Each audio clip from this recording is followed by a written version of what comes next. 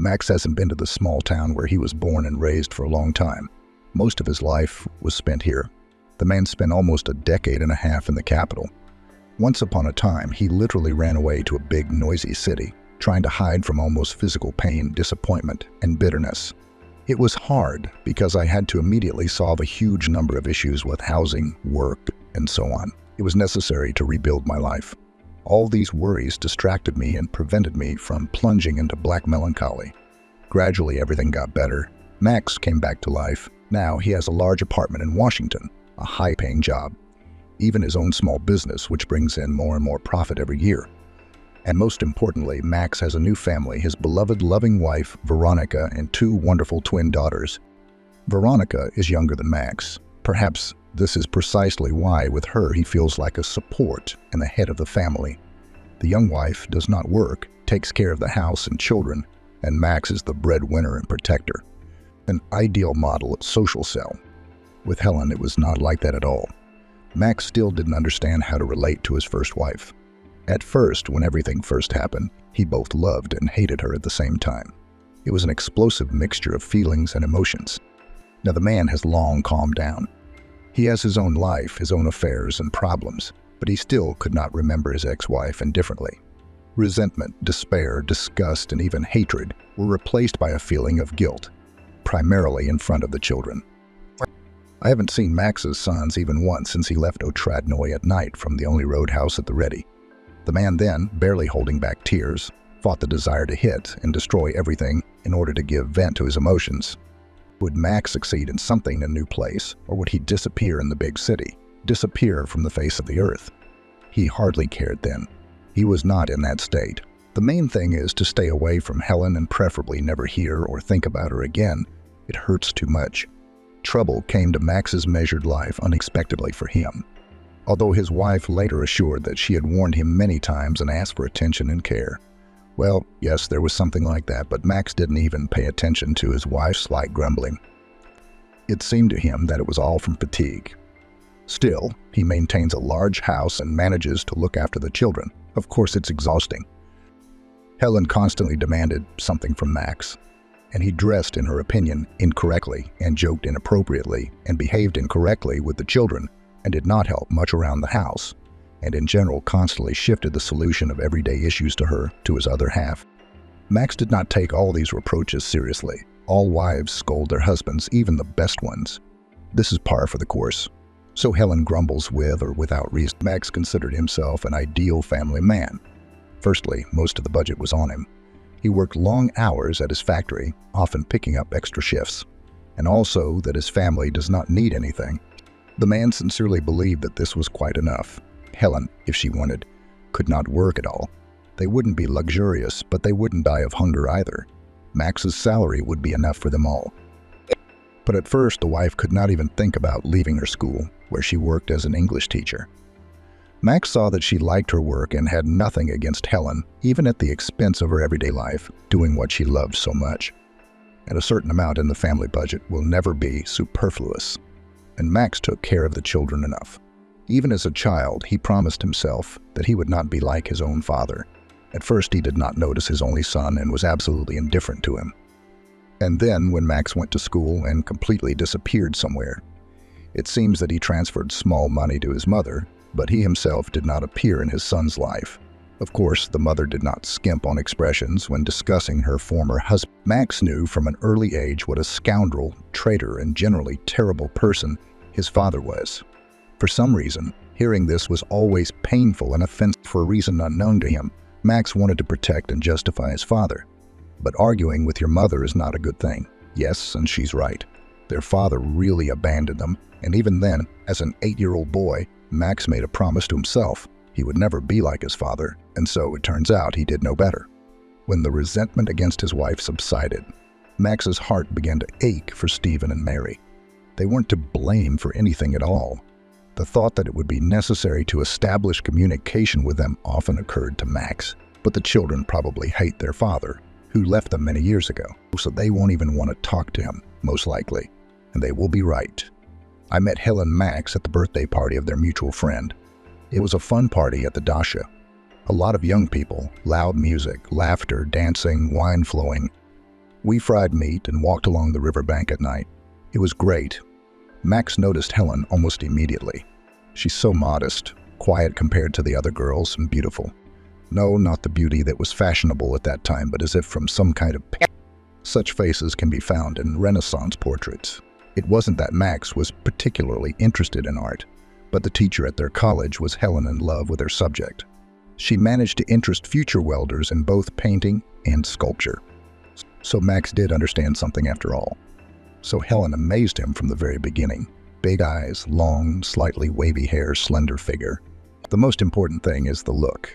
It was immediately clear from him that he was a kind and sensitive person. Helen didn't flirt with Max or other young men like other girls, but sometimes the guy caught her eye. It was pleasant and exciting. Max understood that he should approach her and start a conversation, but he did not dare. He had no problems with other girls, and he joked with them easily. He could even afford to hug each of them. But Helen, she's completely different. How to approach it? Suddenly, when Max starts a conversation with Helen, she will understand how stupid and primitive he really is.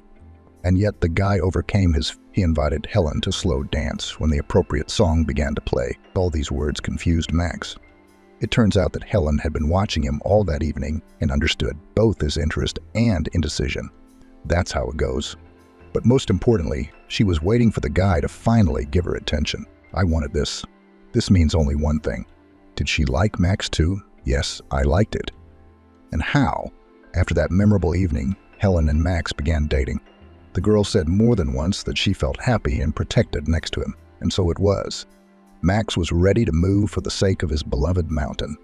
The guy had already graduated from college and was working at a factory. Well, finally, she smiled at him. I thought you'd never make up your mind. The girl did not work yet. She graduated from the Pedagogical University, Faculty of Languages. And this also warmed Max's soul. Other girls, on the contrary, try to trick guys into giving them gifts. Max also had these. And Helen felt embarrassed that they were spending money on her. A significant part of the salary was now spent on gifts for his beloved. Max chose things for the girl with great pleasure and tried to guess whether Helen would like this teddy bear or whether a bright silk scarf would suit her. This feeling was new to Max. He didn't know before that another person's joy could make you so happy. Helen was so cutely embarrassed when she received another gift. She was embarrassed that she herself could not answer her beloved in the same way. Later, the household grindings with which parents on both sides frightened young people did not exist as such. Helen immediately took over the cleaning and cooking. Max was used only for particularly difficult tasks. Hanging curtains, fixing a faucet, screwing a door to a closet, nailing a shelf. There were no scandals or quarrels about this between the young spouses. By the way, sometimes Max voluntarily stood at the stove and spoiled his beloved with delicious meat or vegetable salad. When Helen graduated from university, Max proposed to her. The girl didn't think for a long time and immediately agreed, which made the guy happy. The future spouses immediately faced many everyday issues, and the most important of them concerned living space. Helen lived with her parents, Max with his mother. Both wanted to start their family history in a separate area, so it was decided to rent an apartment. The young couple got married and rented an apartment in the city center. From this house, it was convenient for both to get to works. Max to the factory, and Helen to her school. Maybe it was bad that Helen didn't express her complaints and wishes to him. Maybe even then her dissatisfaction with her husband began to accumulate. It would be better if she spoke directly about everything right away, rather than being so silent. She was silent, and then it burst out. Most likely, the modest, quiet wife was afraid of offending Max. He knew how to cook since childhood. His mother raised him to be fully capable and a citizen, and not a helpless wimp like his father. In a word, everything in the young family was wonderful. Max couldn't be happier with his happiness. They ended up with capricious, demanding wives. The guys sometimes complained about their spouses when they got together with someone after work, and Max had nothing to say about his Helen at such moments. Only then, years later, did Max begin to think about what was happening in his life. Of course, something didn't suit her even then, but she remained silent out of delicacy and self-doubt. Yes, Helen had her own childhood traumas, hence her humility and desire to please everyone and her inability to defend her interests. In appearance, Max's wife's family seemed prosperous. In fact, Helen's father drank a lot. After getting drunk, he insulted his wife and daughter, showered them with threats, and threw things. This man pretty much spoiled the psyche of his own daughter, but of course did not admit it, believing that he did everything for the family. He brought in a good salary. It was like that. My father-in-law worked in the mines and earned a good salary. But how much work it cost Helen's mother to maintain her husband's human appearance. She made sure that he did not drink before the shift, listening to undeserved insults. Otherwise, the husband would lose his job, and the family accordingly would lose income. Times were hard. The mother could not allow this to happen, so she had to endure it. Helen was very ashamed of this state of affairs, so she did not confess everything to Max right away, but only on the eve of the wedding. The guy saw how hard this frankness cost the bride. Helen sincerely believed that, having learned the truth, Max would be able to leave her. Max, after the story, he hugged the girl tightly and promised that he would protect her from all troubles, and she would no longer have to suffer. This would not happen in their family. Everyone will be happy in it. Both her beloved modesty and lack of pretensions, all this, most likely, was a consequence of Helen's psychological trauma. Maybe for some, such parental behavior would have passed without a trace, but Helen was sensitive and anxious by nature. That's why she became so quiet, submissive, unsure of her own strengths and desires. Max, after hearing his beloved story, thought for the first time that the absence of a father in a child's life could be even better than his presence. So he may have even been lucky that the negligent father wandered off into the sunset and didn't bother his ex-wife and son. Like about a year after the wedding, Helen told Max that she was expecting a child. The future father's happiness knew no bounds. Of course, it's a little scary and exciting to take responsibility for the life of a real person, your own child. But it was also great, because Max felt as if wings had grown behind his back. Will there really be 3 of us soon? Are we really going to have a real family now? Max still couldn't come to his senses from the good news. He either hugged Helen or walked around the room in excitement. I can't believe it either, Helen admitted. Moreover, I don't feel any changes in my body at all. It's as if there's nothing. But the doctor confirmed the term is already 2 months. So we will soon become parents. The issue of housing again became acute for the couple. Helen did not want to bring the baby into a rented apartment, and Max completely agreed with her on this. When the spouse goes on maternity leave, it will be difficult for them to get a mortgage. Extra 2 dependents still, Max's official income may not be enough to approve the deal. Therefore, you need to act now and urgently, while your wife's pregnancy is not yet noticeable. And in general, it's not enough to just buy an apartment. You also need to have time to make repairs to it before the birth of the child. And the search for housing began. Max and Helen then traveled all over the city and looked at probably 100 apartments. But, oddly enough, they didn't like any of them. Either the area was not suitable, or the condition was not satisfactory, or both spouses did not like the atmosphere in the apartment. It's just that my soul wasn't in it, that's all. And then suddenly one day, Helen came across an advertisement for the sale of a house in the suburbs. The couple did not look in that direction. Both seemed to be on Helen's mind for the apartment. But this is home. Helen's owner urgently left for another country and therefore gave away the housing for next to nothing. The couple went and inspected the house, and both were absolutely delighted. They literally fell in love with this cozy brick building surrounded by a magnificent cherry orchard. The yard is big. We could make a playground for the children. Helen was happy. How convenient it will be to walk here with the kids. Just imagine.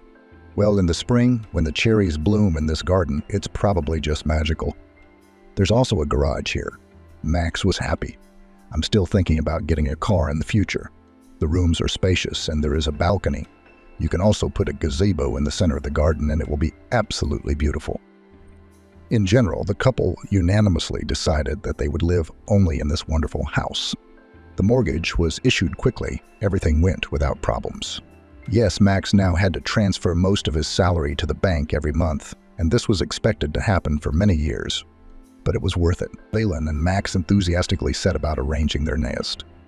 They repasted the wallpaper in the rooms, partially updated the furniture, painted something, repaired something. These were very pleasant chores.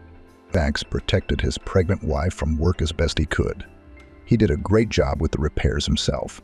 Sometimes, however, he called friends for help, but Helen really wanted to do something herself in a cozy, beloved home.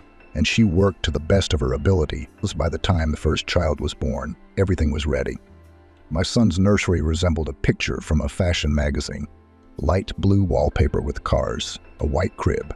There were also stylish shelves and a spacious, reliable closet, comfortable diapers, and of course, young parents did not have significant financial resources at that time, and everything was bought on occasion or at discounts and promotions.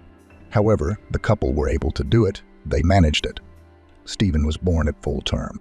He was a wonderful and problem-free child. Of course, there were sleepless nights, but Helen coped with everything, took care of her son, and managed to do housework. I was tired, of course. Therefore, from time to time, Max arranged fasting days for the young mother and ordered food from the restaurant. True, it was often impossible to do this. The mortgage took a lot of money, and now he worked alone. There wasn't much money, but nothing. They didn't live in poverty. Max was now trying to take on more work. He had to feed his family. The man felt that he had a huge responsibility. It is he who must ensure the well-being of his wife and child, but Max was still happy. Then he had a clear understanding that everything in his life was going exactly as it should. Helen, however, now periodically grumbled, which was almost never observed before, whether she doesn't have enough attention or the careless father doesn't do much with his son. But that's just the little things. The wife is simply tired, and she probably understands that Max simply cannot entertain his entire small family after a hard shift. Then the head of the family definitely needs to rest. Otherwise, which of him is a worker in the morning? Helen understands all this. She cannot help but understand. Grumpy. So she is a weak woman, she is allowed to. Max was lenient about this. Stephen grew up quickly. Just yesterday he was a baby, and now he is an inquisitive and active boy, asking 1,000 questions per second. Max loved playing with his son every evening. No matter how tired the man was, he devoted at least half an hour to the child. They played tag, put together puzzles, construction sets, and just went wild on the floor in the nursery. It's a shame Max didn't get to spend more time with his son. Work and fatigue took their toll, and yet the man considered himself an ideal parent. He and Helen were unlucky with their fathers, but Stephen has a completely different future ahead of him. And now Stephen is almost 3 years old. He started going to kindergarten. Helen got ready for work. She was a little worried about how it would be to combine work and a child, but she was also happy. Max saw that his wife was already bored at home. She always liked school, students, lessons. Max was happy for his wife. She bought herself new things for work. I walked around so happy, in anticipation of change, and Max was happy. Still, now financial responsibility will not only be on his shoulders. Of course, he earns a lot more.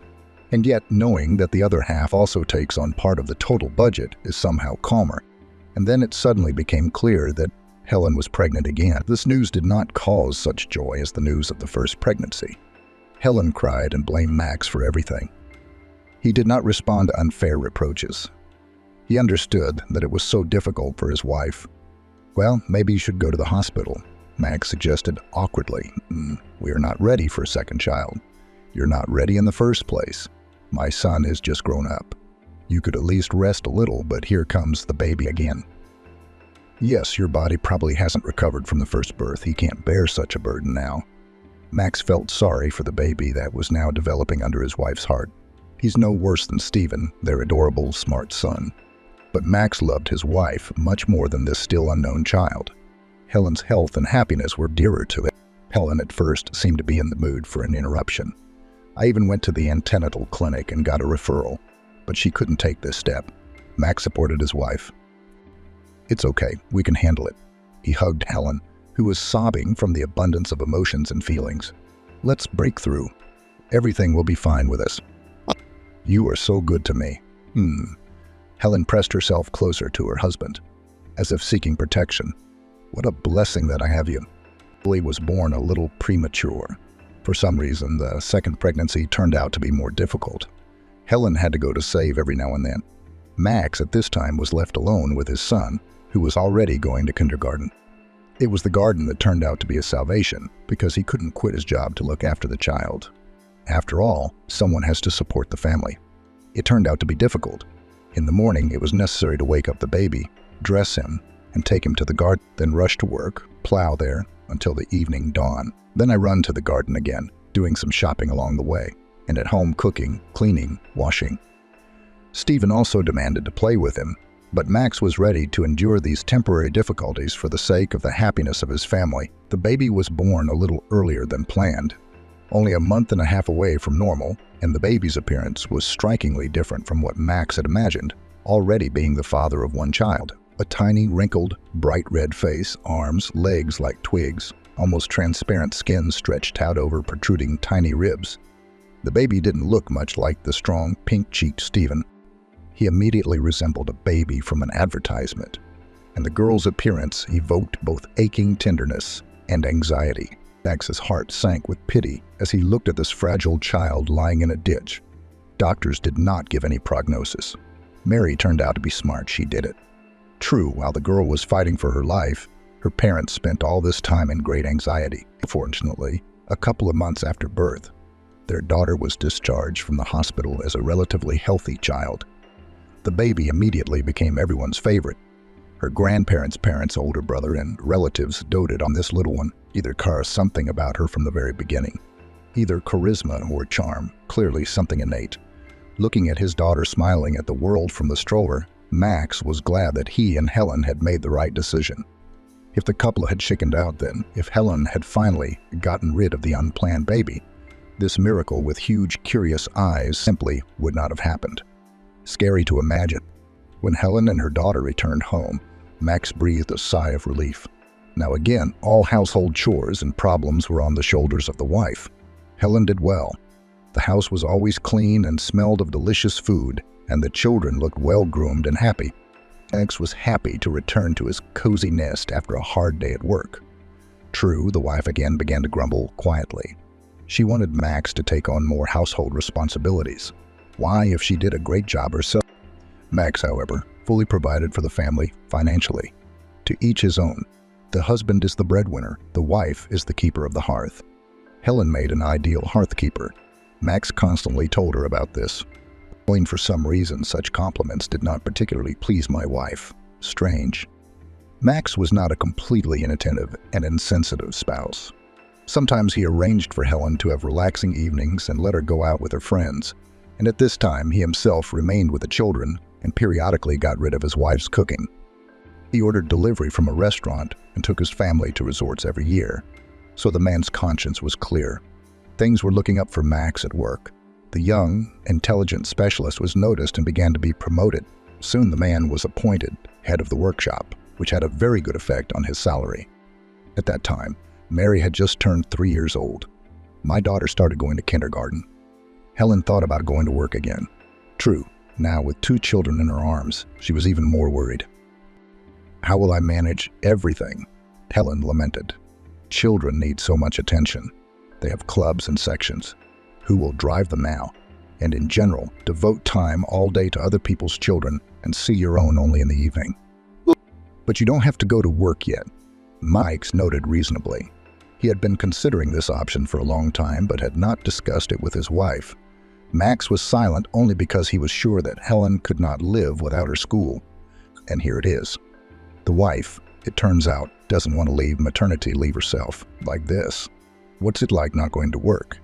Helen didn't understand. Yes, very simple. I earn enough. It's enough for us. So don't rush. Stay calm at home and take care of the children. Moreover, Stephen will soon go to 1st grade. It needs to be prepared. And then lessons. Helen thought about this proposal for about 2 days, weighed the pros and cons, hesitated, and then made her final decision. Yes, you're right, she said at dinner, looking into her husband's eyes. Probably in our situation, it's really better for me to take care of the children. That's great. Max was happy. He suddenly felt like a mountain had been lifted from his shoulders. Nothing will change.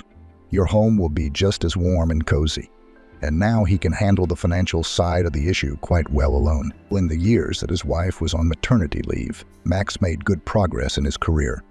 Everything worked out in the best way for the family. Time flew by at great speed. Max worked, the children grew up. Helen took care of the house and heirs, periodically sighing about her ruined career. No, she tried to go to work several times, but very quickly realized that the salary was not worth the effort. At home, everything suddenly deteriorated. The children were slipping in their studies. Permanent bedlam settled in the rooms. The family ate pasta, sausages and other obviously unhealthy food made in haste, and then Mary was constantly sick. First one thing, then another. These were the consequences of prematurity. Nothing seemed so serious and critical. But nevertheless, Helen had to travel with her daughter to doctors. So, experiments with work for Helen ended almost as soon as they began. It's okay. The children will grow up. We'll catch up, Max reassured. It's good for you to talk, Helen sighed. What a great guy you are. Already a big boss. I'm proud of you, I really am. But it's also a shame for myself. Years of study, it turns out, were in vain.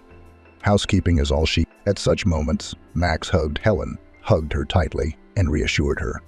He really appreciated what his wife did for the family. A clean house, delicious hot lunches and dinners, successful children thanks to constant attention. It's just a dream, a fairy tale. There is no need to wish for more. But Helen's complaints about the lack of implementation of communication with colleagues and personal growth, Max did not take them seriously. And what is Helen worried about? Would she really change places with her peers who carried children and worked from morning to evening and carried on everyday life? And of course, looked the part. The spouse does not understand his happiness. Well, it's okay, it's not scary. The main thing is that Helen is the right wife. Her husband and children are her priority. It's so cozy, warm, and easy to live in the world. Max believed that he had many years of a happy family life ahead of him, and then a calm, prosperous old age close to his beloved wife and surrounded by children and grandchildren. But fate decreed otherwise. Open a women's club or something like that. It seems like a place where local ladies gather to read books, hold discussions on certain issues, chat about pressing topics like staying fit, raising children, and recipes, and so on. I thought that in our city there are many women who, like me, are literally locked within four walls. Helen explained to her husband with inspiration. Surely I will have clients. Moreover, we don't have anything like this in our city yet. The niche is not occupied. Well, I do not know. Max shook his head. He didn't think that his wife would have many potential clients in their small town. Still a deep province. The average salary in the city is low. This is how he managed to get to the right place at the right time. Hence the prosperity. Not everyone is so lucky. They don't have a capital. After all, for there to be so many unemployed, bored ladies here. You will give me money to develop my business, right? Helen's eyes sparkled with enthusiasm. Max sighed and explained to his wife why her idea was doomed to failure. With every word he said, the woman's eyes became sadder. The corners of her mouth drooped down. Max understood that he was telling his beloved the hard truth. He was sorry to disappoint Helen, but she should know what she was getting into. And in the end, Max simply doesn't want to throw money away. It's not so easy for him to get them anymore. No, if Helen wanted expensive jewelry, a new fur coat, or a trip to the resort, you are always welcome. But spending a decent amount of money on a castle in the air, which will undoubtedly burst immediately, well, no. Probably, having received a refusal from her husband, Helen finally decided something for herself. Max understood everything later, only later, when he calmed down a little and was able to analyze the situation. Then he should have helped his wife, given her money, supported her, and he behaved, to put it mildly, ugly. To hell with them, with money, let them disappear, but the warm, trusting relationship between the spouses would remain. And anyway, who knows, maybe Helen's idea would have worked. By the way, only later Max realized that this was exactly what he was afraid of. Helen will become wealthy, successful, financially independent. And what does she need it for then? The man liked to feel like the breadwinner and protector of the family. But Max also realized this too late. And when I realized it, I was horrified. Was he really that selfish? It's strange how Helen didn't divorce him sooner. Some more time passed. It seems that outwardly nothing has changed, but still Helen has become different. Max didn't notice it right away, but then he realized it. Of course, the previously cheerful, attentive wife became somehow alien, cold, distant. If earlier, when she met her husband from work, she joyfully shared with him the news of the day and bombarded him with questions, now she was more and more silent, thinking about something of her own. You can't get too many words out of her. But I stopped grumbling about it, and without it. No, this did not affect the quality of cleaning and cooking. Lunches and dinners were still excellent, and the house was sparkling clean, but he was worried about Helen's condition. He tried as best he could to please her, bought gifts for no reason, took the children for a walk to give his wife a rest. All these attempts did not change the situation in any way. Max drove himself into anxious thoughts. Eventually, we'll stop. Why should she complain about life? Why should she suddenly be sad? Her husband fully provides for the whole family, and at a quite decent level. Helen herself has the opportunity not to work, but to take care of the house and children. Yes, all her friends are jealous of her.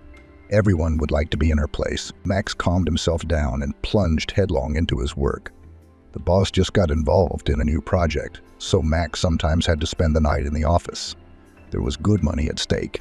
Max still believed that he had a reliable back at home. The wife is caring, sensitive, kind, faithful. So it was, is, and will be. How wrong the man. We need to talk, Helen greeted her husband with these words from work that evening. Max sat in the office with a report. It took a long time to tinker with it, but I managed to do everything. The children were already asleep in their rooms. It seems that Stephen had a chess tournament today, and Max, being too busy, didn't even call to find out how his son was. This is probably what Helen wants to talk about. She, of course, wants more attention, but what can she do? Max adores his family, but someone has to earn a comfortable life because he is trying for them. The man prepared to make excuses for forgetting about an important event for... Of course, he will ask for forgiveness, and tomorrow he will buy his son some kind of reward. We'll definitely buy it.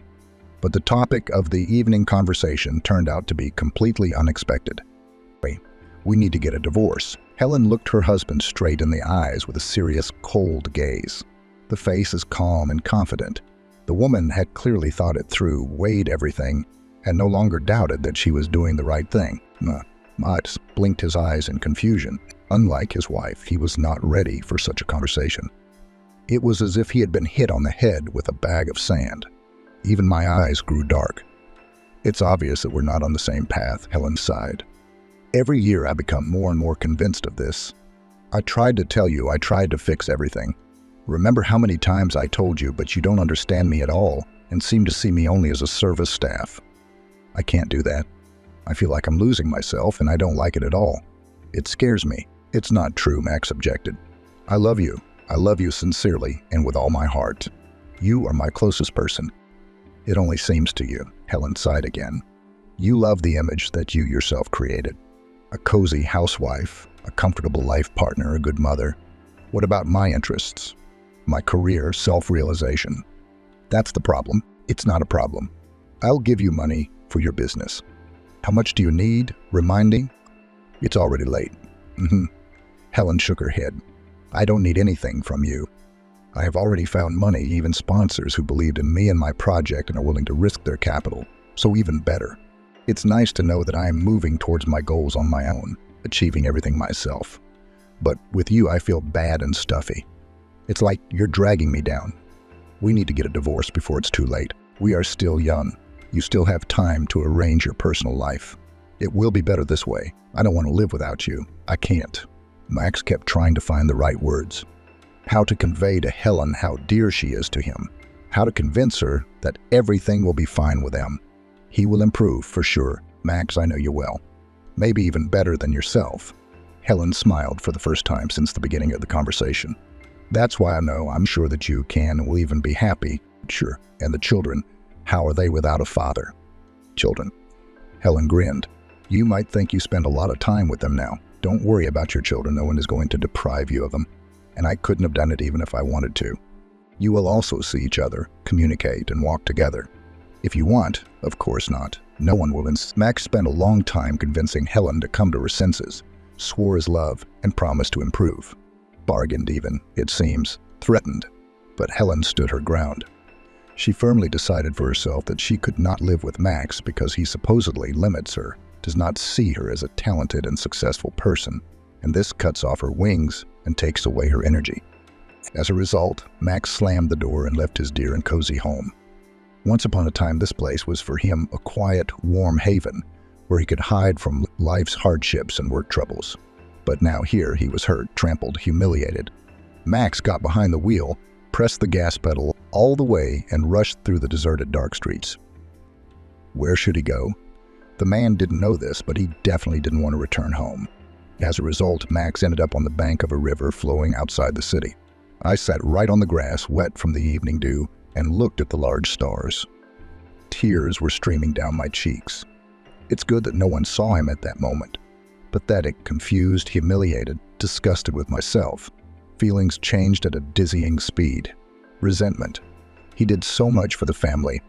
He disappeared at work for days, just so that his children and wife did not need anything. Yes, and Helen, to the best of his ability, tried to help around the house and with the baby, but they trampled him like that, put him out the door, like someone unnecessary, useless, disgustingly unpleasant. Anger. How dare she? What does she think she is? I sat at home all this time, rested, and wandered around the resorts. And then it suddenly turns out that Max limited her in everything and did not allow her to develop. Fear. Will he really be left alone now? Max is used to the fact that everything in his life goes according to plan. Career, strong family, ideal situation. He liked to return to his cozy nest. He liked to see how wonderful his children were growing up and what. Now it's all over. Max moved into a rented apartment. I couldn't stay at home. It was too painful and too hard. Helen called him. They needed to settle a lot of domestic and legal issues. Max spoke to his wife reluctantly. These conversations caused him almost physical pain. With secret gloating, the man detected notes of guilt in his wife's voice. Of course, she sees how hard it is for him and understands perfectly why her husband is now in such a state. She's probably suffering. She's still conscientious. That's what she needs. Max hoped that Helen would change her mind. Sometimes he tried to convince his wife that there was no need to rush, but the woman gently stuck to her line. She was serious about getting a divorce and a completely new life. The divorce took place by court decision. All jointly acquired property was divided between the spouses. Car, house, funds, and bank accounts. According to Max, this is not a particularly fair decision, given that he earned the money for all this. Helen hardly worked during her marriage, but you can't argue with the law. Max was still in a lot of pain. He lived in a rented apartment and tried to forget himself at work. The man deliberately took on difficult tasks so as not to be left alone with sad thoughts. Max kept the car, which actually belonged to both him and Helen. But Helen and the children lived in their common house. As long as it stays that way, this was a mutual agreement between the now former spouse. Max had no idea how long the period of limbo would last. Several months passed before he regained the ability to think calmly and reason adequately. Then a more or less acceptable image of the future took shape. Max will pull himself together, work hard, pay child support, and buy an apartment with more. Well, his income is good. He can handle it. It will be necessary to determine the order of meetings with the son and daughter. Max didn't want to lose touch with them. He dreaded the prospect of becoming a father like his own.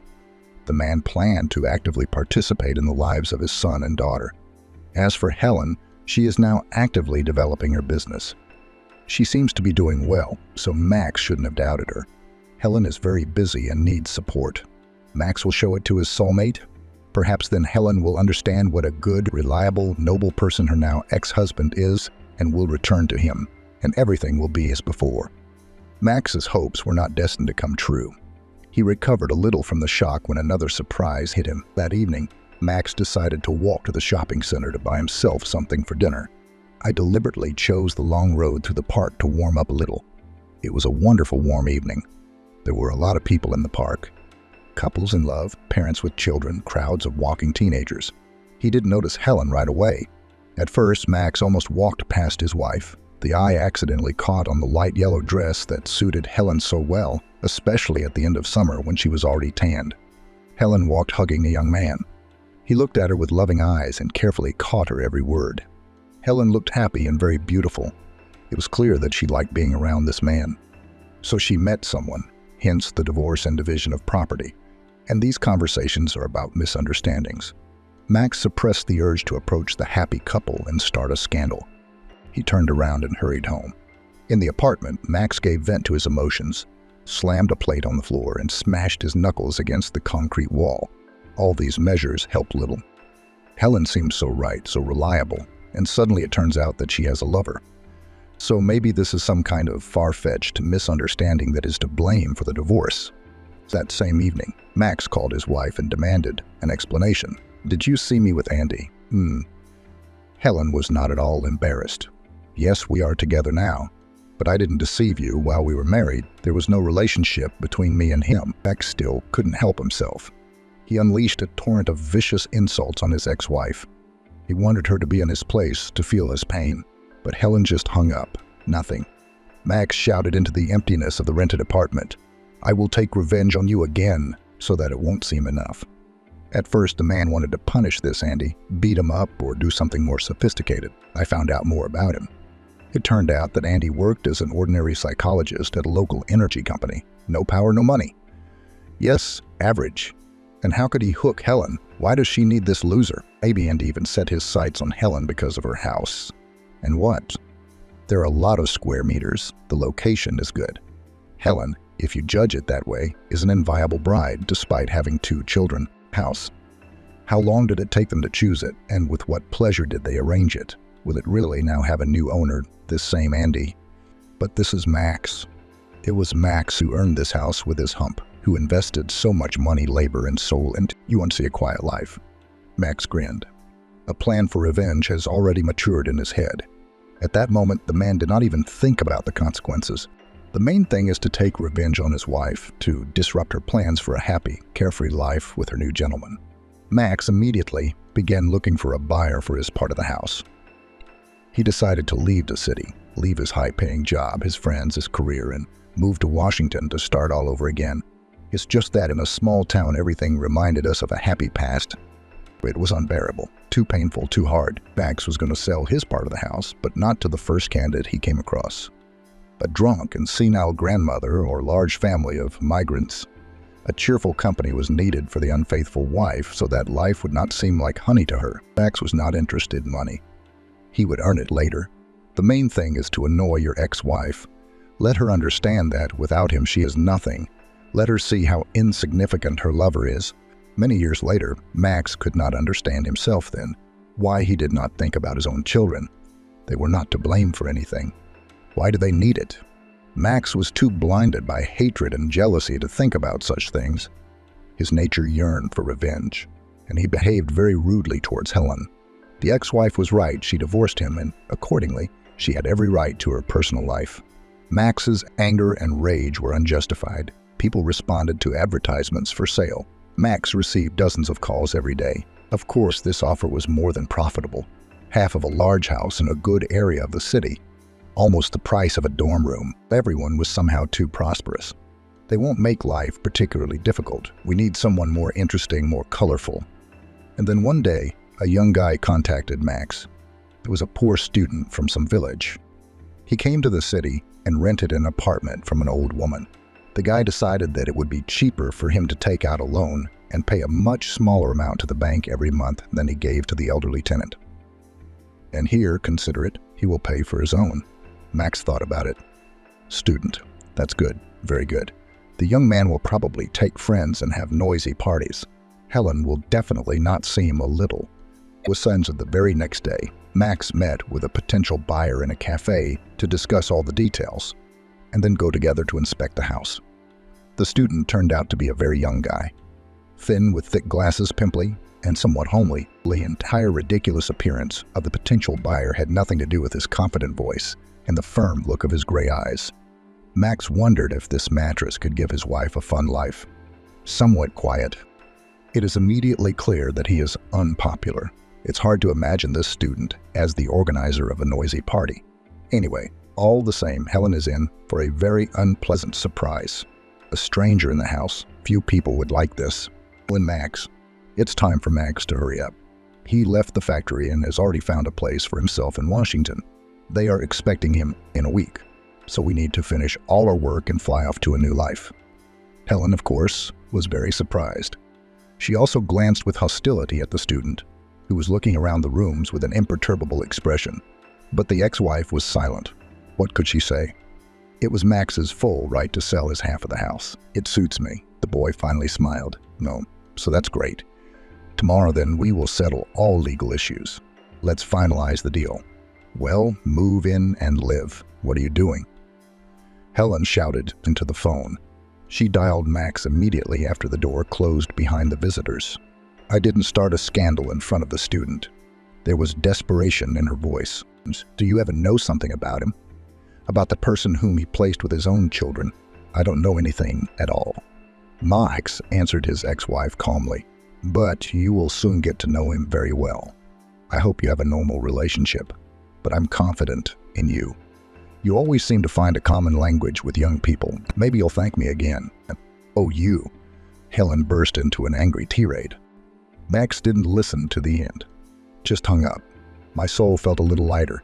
Now Helen is truly upset, and that's putting it mildly. It's okay, he'll survive. Let her negotiate with the student and look for money to buy out his share. And this guy seems to be no slouch. He won't give up what he has so easily. He will try to profit from this situation, or attempts to see right through the young buyer. A poor guy from the village dreaming of getting hooked in the city. And then suddenly, such luck. No, he won't waste his chance. He won't let him down. Max was sure of this. Let it finally dawn on her that without her ex-husband, she is nothing. And this Andy will not help her in any way. He's not a man at all. Maybe the lover will even go into the fog when he realizes that there are problems. Soon Max flew to Washington. At the new job, I had to learn everything again, delve into many nuances. And then there were pressing issues, finding housing, arranging life. And it was great because the man had no time or energy left for sad thoughts about what. The salary was good, such that Max had previously never dreamed of even in his leadership position. But most of the earnings were given out in an envelope unofficially. All the better. You will receive less alimony. Oddly enough, Max again didn't think about children. It was as if some kind of Helen was standing before my eyes. This is what resentment means. Years passed. Max again achieved career heights, now much greater than before. And how could it be otherwise if he devoted himself entirely to work? What else could he do to distract himself? Of course, such diligence yielded results. The man tried not to remember about his ex-wife. At first, it was very painful, then it was embarrassing. Finally, time also played a role when you don't see people for a long time. Don't communicate with them, they become like strangers. Max regularly paid child support to his daughter and son, but he did not maintain communication with his children and wife. Sometimes, out of curiosity, I looked through Helen's social networks. He saw photographs of his happy ex-wife and the once-hated Andy, who never ran away anywhere. Children growing up and felt less and less feelings for these people and the situation itself. I knew that Helen and the children were alive and well. This was quite enough. At first, the ex-wife tried to initiate communication between the children and has she forgiven Max? He did not know. But Helen really wanted, for the connection between father and children to remain intact. You, like no one else, should understand how important it is for children to have a father in their lives. Helen convinced her ex-husband over the phone. You told me many times how hard it was for you without your dad. Max categorically did not want any communication at all. Ideally, he dreamed of starting a new life. It was as if nothing had happened.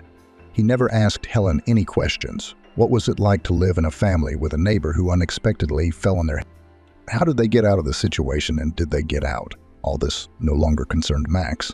He had his own plans, his own concerns. Several more years passed. Max met the beautiful Veronica at a corporate party. A slender, tall, relaxed, and very determined young lady. Somehow, everything started spinning quickly for them. In general, 3 months after they met, Veronica announced she was pregnant, and Max proposed to her. So what? The man was already tired of his bachelor life. He wanted home comfort and warmth. There were financial resources for the family. So why wait? Veronica turned out to be a very obedient wife. Perhaps the age difference played a role. The new wife was much younger than Max. She asked her husband's opinion on any matter, constantly complimented him, looked after him, and never grumbled. Everything suited her. This was very flattering for Max. Soon 2 wonderful twin girls appeared in the family. Max became a father again, this time more attentive and caring than before. The man took into account past mistakes. He now knew that children vitally needed the presence of both mom and dad nearby, and did not spare time and warmth for his little daughters. You are the perfect father, the perfect husband, Veronica often exclaimed. How lucky I was that we met by chance. Then, Max smiled back. He was happy too. Years ago, leaving in upset feelings into the unknown, the man could not imagine that someday all this would happen in his life. Beautiful, loving wife, children, career. This time, Max was more attentive to his wife. He was sensitive to the changes in her mood. Veronica herself decided not to work. Just like Helen. Once upon a time, a young wife devoted herself to family, but the difference was still present. She clearly did not feel disadvantaged in any way. She was sincerely happy about Max's gifts, enjoyed cleaning and cooking, and tinkered with the children a lot. At the same time, she didn't forget about herself. Several times a week, she left the little ones in the care of a nanny, while she and her friends went to a fitness club or bar. Max did not think about his ex-wife and older children for a long time. It was easier for him that way. Stephen and Mary have already become adults. Neither daughter nor son expressed a desire to find their father and talk to him. Max was rather happy about this because he didn't know what to talk about with his grown-up children. And then suddenly the man found himself thinking about them often. How did they live all these years? Are his children happy? Maybe they need help. Max decided that he should take the first step. Yes, it will be difficult. Surely both Helen and the children hate him, and deservedly so. Helen honestly tried for a long time to establish communication between her son, daughter, and her father, and she did the right thing. She is right. It is really important for children to have a father in their life. Just how long can you bang your head against a concrete wall? So Helen gave up. She failed to reach her ex-husband through his anger and resentment. Veronica saw that something was wrong with her husband. She was always sensitive and attentive. Are you worried about the children? One day she decided to talk. You can't hide anything from you. Max smiled sadly. Yes, it's not difficult to guess at all. The woman shrugged. You even pronounce their names in your sleep sometimes. I see how hard it is for you. It's hard. What will you do now? I have so much to do with my time that I can't straighten it out. Yes, you stumbled. But you can also understand. You were in shock and felt betrayed. You were not capable of adequate thoughts and actions. It's like a state of passion. You've got so much going on, but, it's never too late to fix everything. As long as everyone is alive, it's never too late. Nah, do you think so? Max looked at his wife with interest. Just go there. Veronica put her hand on the man's shoulder. Go and talk to them. Whatever happens, you will feel better. You see, it's hard for me to see you so sad. Thank you, Max hugged Veronica with gratitude. No matter how bad a person he was, fate was always favorable to him. And Max's work worked out well, and the people around him turned out to be wonderful. When a conversation with his wife inspired Max and gave him strength and determination. Yes, Max will go to his hometown and meet with his ex-wife and older children, and so Max again found himself in the city of his childhood and youth.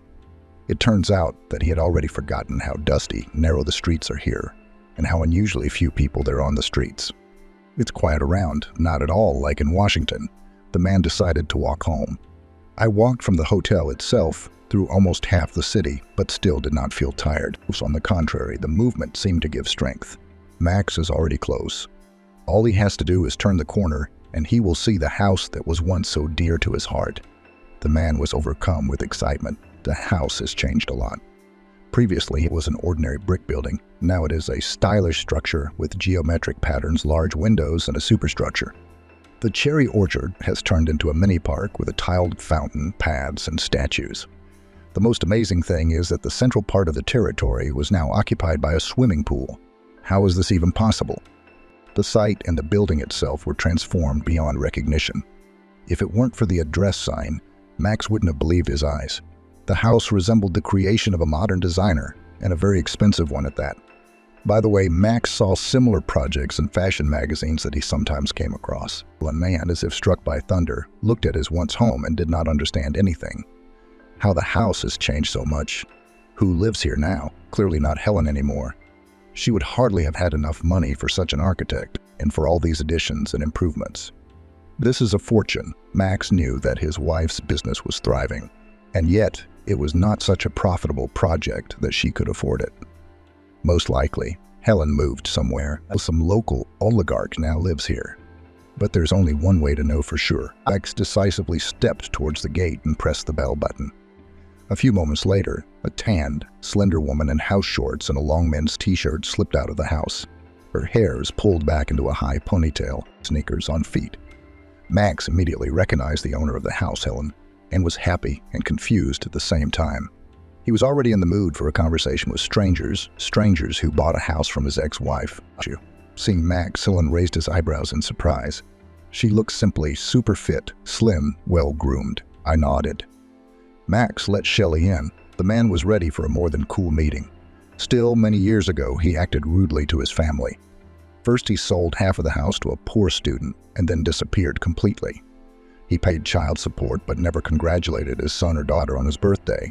Didn't meet the children, essentially abandoned them. Yes, he was motivated by resentment, but this is no excuse for an adult. Max behaved like the ultimate scoundrel and traitor. It's a pity that the realization came so late. It seemed to him that Helen should hate him, but she smiled, and so warmly they walked through the garden, which had changed beyond recognition. Max, looking around and around, was more and more surprised. Helen, seeing this, smiled mysteriously. The designer also clearly worked on the interior decoration of the house. Everything around said that the family living here was clearly not experiencing financial difficulties. "Wow," Max said, looking around the hall. "Does your business bring in that kind of money?" "Business is booming." "You're right," Helen smiled. "And yet, we could not afford such a house. This is a different story. By the way, I tried to call you many times to thank you, but you didn't pick up." He was a fool. Max lowered his head. "If you only knew how much I repent of this. I missed everything I could in the lives of my own children. They probably hate me now, and rightly so." "You're wrong." Helen's eyes became serious and sad. "Yes, you really missed a lot. But I found words to explain your behavior to the children. Don't worry. They grew up to be understanding and sensitive people. We're still waiting to meet you and waiting for you to be ready. As for your feelings of guilt, then consider that you have already received punishment. You have punished yourself. Stephen and Mary have brought me so much joy over the years, and you were deprived of this." Max sighed heavily. "Tell me about them, please." Helen happily began talking about the children. This gives every mother special pleasure. It turns out that Stephen is a talented chess player, goes to tournaments all over the world, wins prizes, and is studying to become an economist. He himself decided not to leave home for now. Mary became interested in robotics from an early age. A childhood hobby determined the choice of profession. Now the girl is studying at the university, where she entered on her own without bribes or tutoring. In fact, she was enrolled in the course while she was still in 10th grade. The girl then won some kind of rating competition. There are even several articles about it on the internet. Max was glad that his children turned out to be so successful, smart, and kind. Helen took a plump photo album from the shelf and began showing her ex-husband photographs of Stephen and Irina. The man seemed to be getting to know his own children again. They were already so old and very beautiful. How could he be such a fool that he missed important milestones in life? "Tell me about yourself," Max asked. "How did you raise 2 children on your own and even achieve such success?" "And I wasn't alone." Helen shook her head. "Andy was always nearby. He quit and devoted all his time to developing our common business. Well, Andrew also helped us, and we all stood together for him during a difficult period." "Andrew?" Max was surprised. "Who else is this?" "That poor and, as it turned out, incredibly talented and promising student to whom you sold your part of the house." Before Max's eyes stood a thin boy with glasses, covered in teenage acne. How could he help Helen? Noticing the confusion and surprise of her ex-husband, Helen said, "Andrew is just a gift of fate.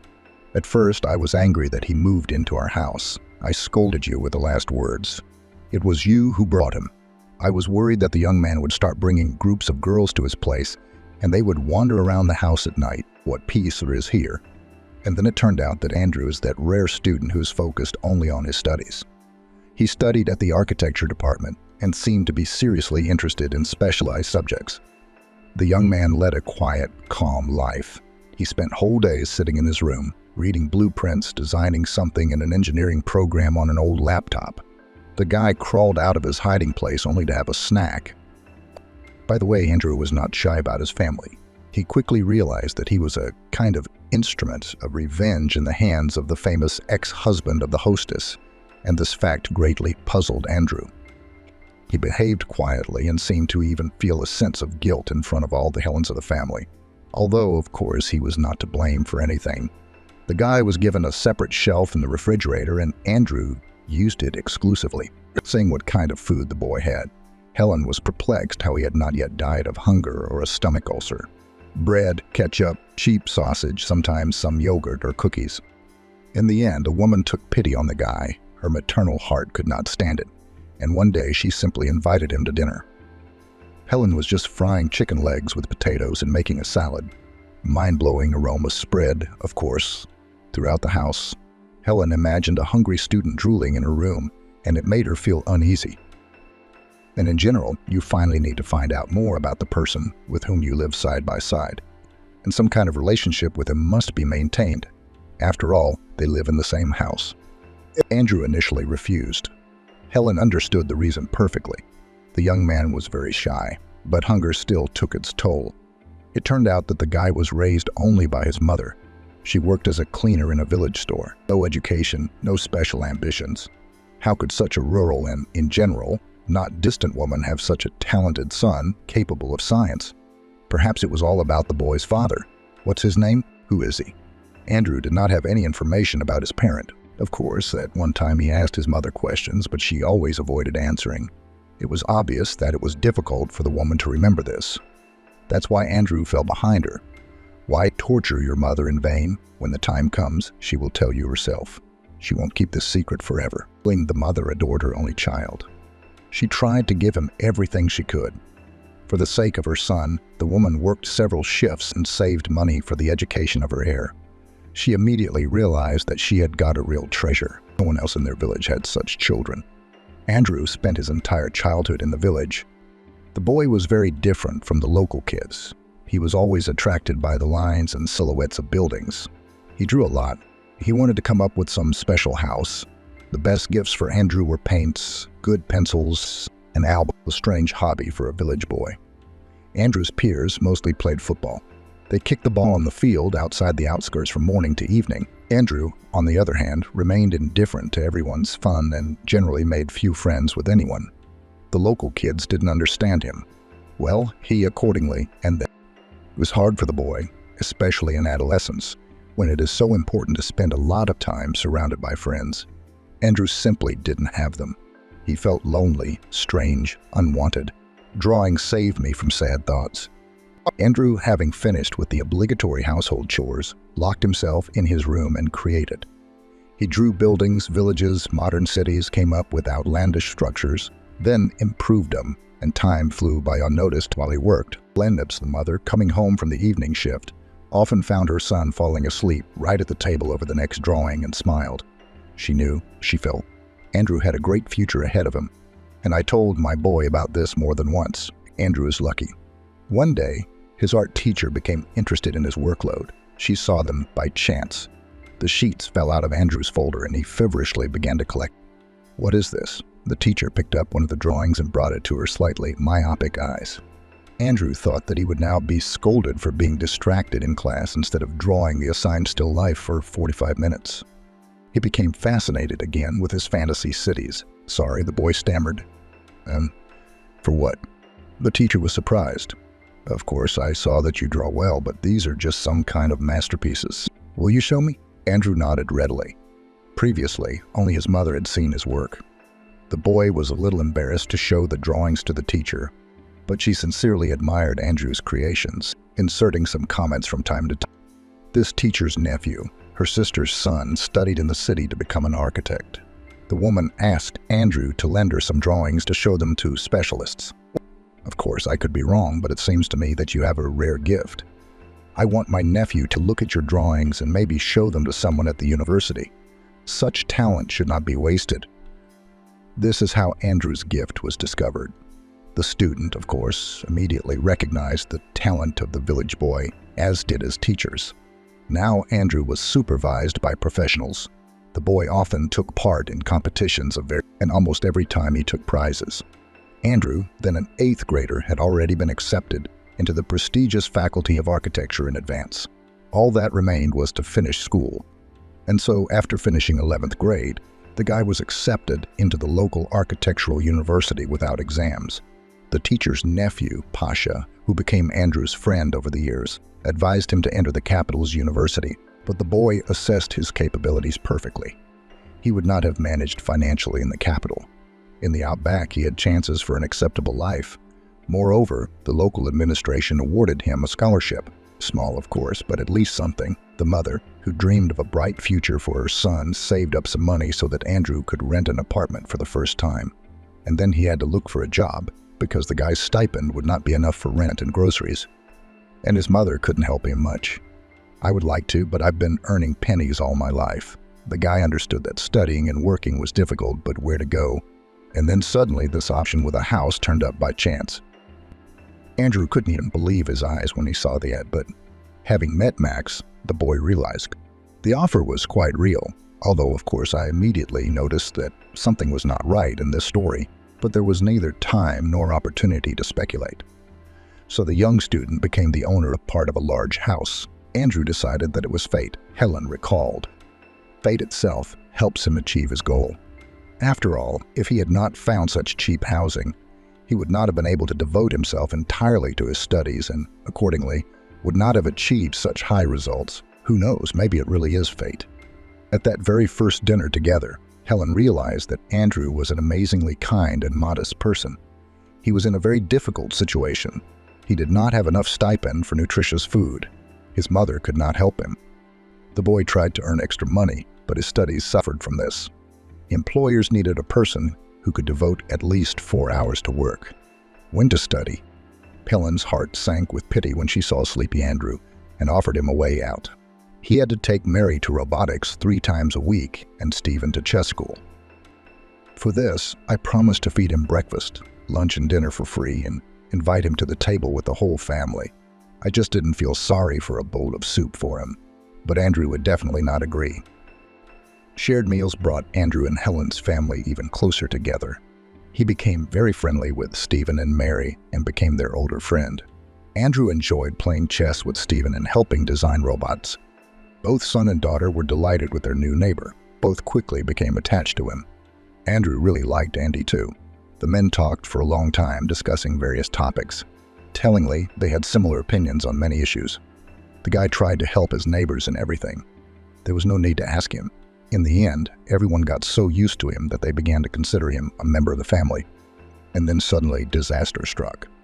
Andrew was already in his 4th year of study, with just a little time left before graduation.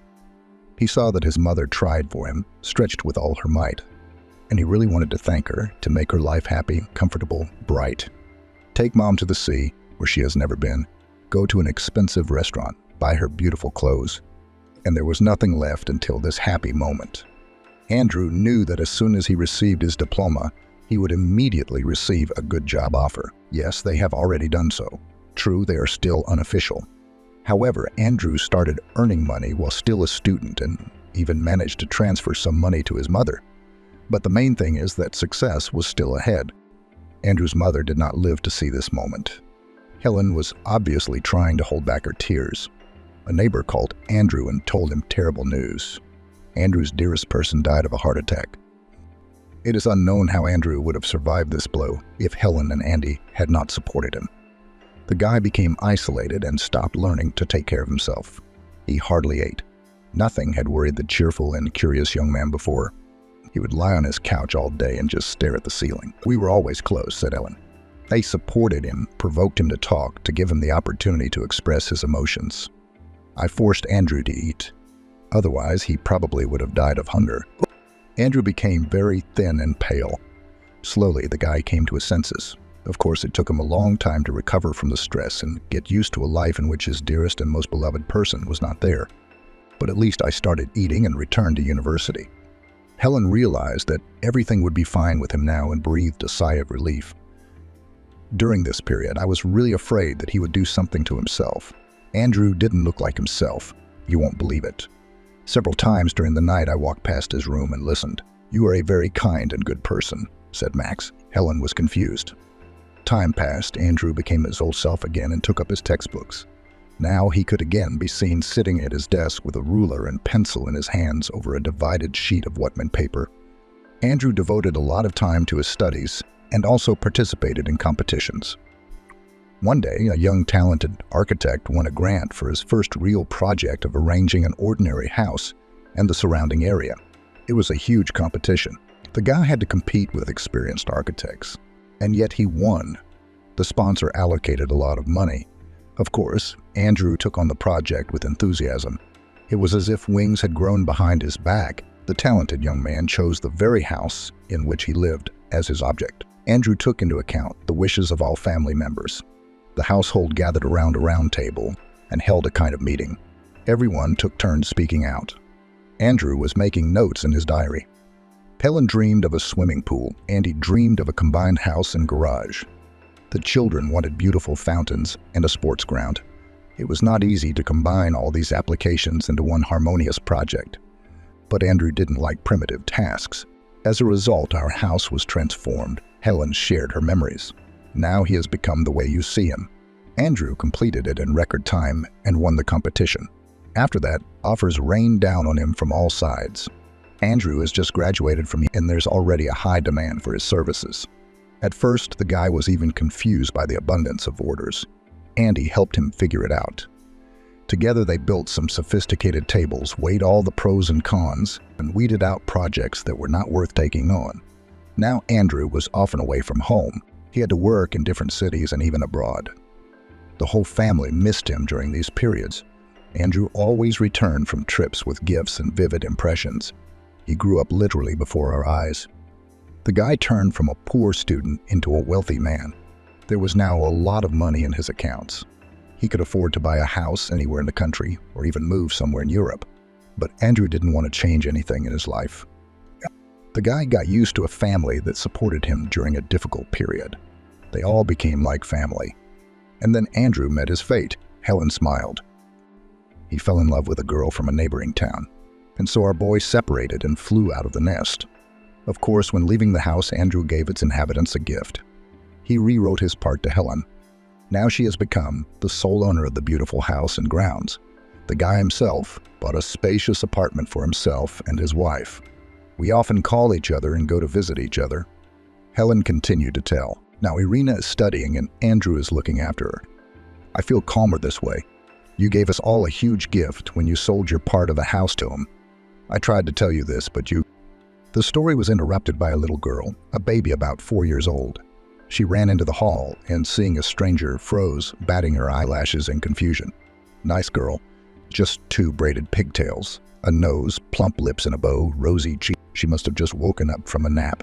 Zhenya, hello. The girl stammered, remembering politeness, and then completely out of etiquette. And who are you? Max was confused. How would he introduce himself to this little girl? Don't explain to the little one that he was there. And her mother's husband. Apparently, this is our friend. Helen smiled at the girl, or never did. The little girl said thoughtfully. The news that his ex-wife had become a mother again shocked him for some reason. Helen laughed loudly. You should have seen your face, she said, pulling herself together. No, Anne is not our daughter. Andy and I were planning a child, but it didn't work out. This is Andrew's child. He and his wife were flying to a conference in France.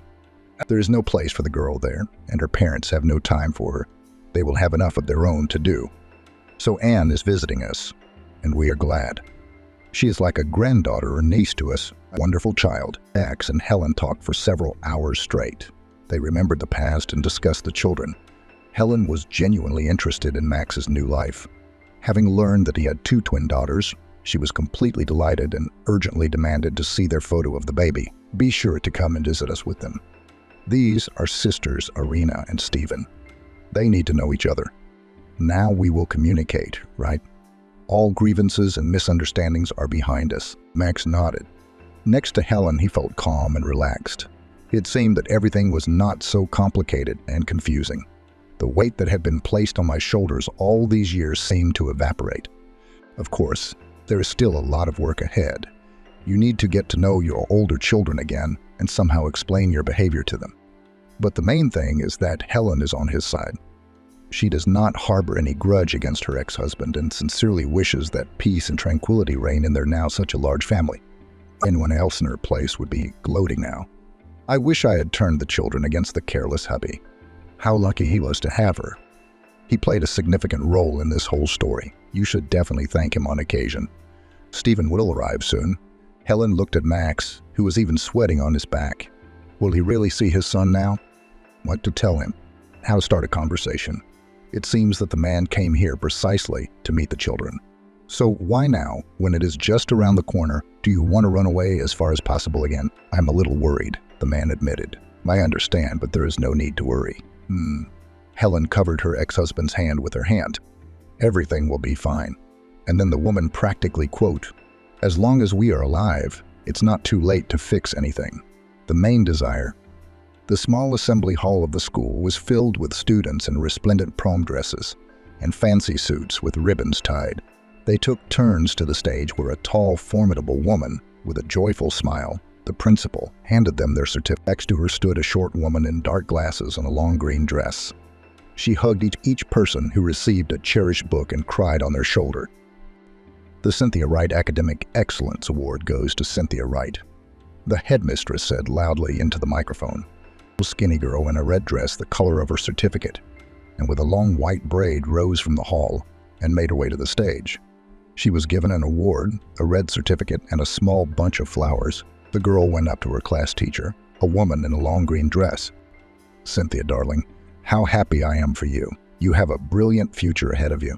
I'm sure you're clever." The woman's tears flowed again. "No, kind, purposeful. You will definitely achieve everything you want. Got it?" The girl nodded and hugged her class teacher. "Thank you for everything." Cynthia came down from the stage and sat down in the hall, continuing to watch the presentation of certificates. Suddenly, someone jumped up to her and whispered something in her ear. Cynthia opened her eyes wide and jumped up from her seat. "She has decided to leave the child in an orphanage. Do you understand?" shouted the mother to the girl. "We have to do something. Stay here." "Nah," Cynthia ordered and ran towards the house. Thankfully, it was not far away. The girl ran into the house and saw her older sister, who had already packed a bag for the baby and was holding the girl in her arms. "Betty, what are you going to do? You're not just going to leave this little girl at the orphanage, are you?" Cynthia asked.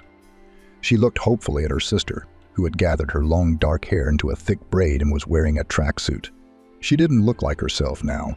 Usually a bright and majestic girl who gathered crowds of guys around her, she was now unassuming. "You don't understand, Cynthia, this." The girl shook the child. It doesn't let me live normally. It drains me of my strength. It's always screaming, and I can't take it anymore. It pisses me off, makes me act like I'm not normal." Cynthia slowly approached her sister, shaking her head. "It's her, not it. Don't you realize it's a child? You can't just do this to her. You can't abandon her. You can't put her in an orphanage. Do you understand?" The girl said almost pitifully, "Then take her for yourself." Betty raised her head.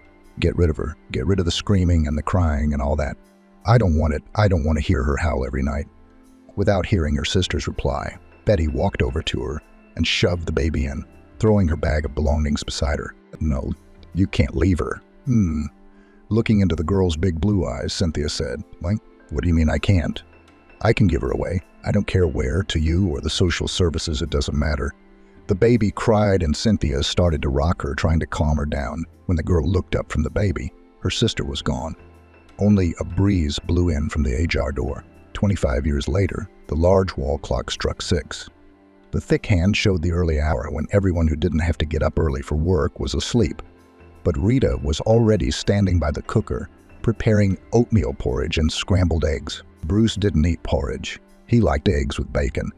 His loving mother tried to make everything to his liking. Bruce and Frank had to get up early for work at 8 a.m., and Cynthia left for her job half an hour early, so they had to get up at 6 a.m. to make breakfast, iron their shirts, and walk the dog. Chappie was hanging around his mistress, wagging his tail merrily. Actually, Cynthia wasn't his owner. Gabrielle's daughter had got him for herself, but then married Ben, who was allergic to fur.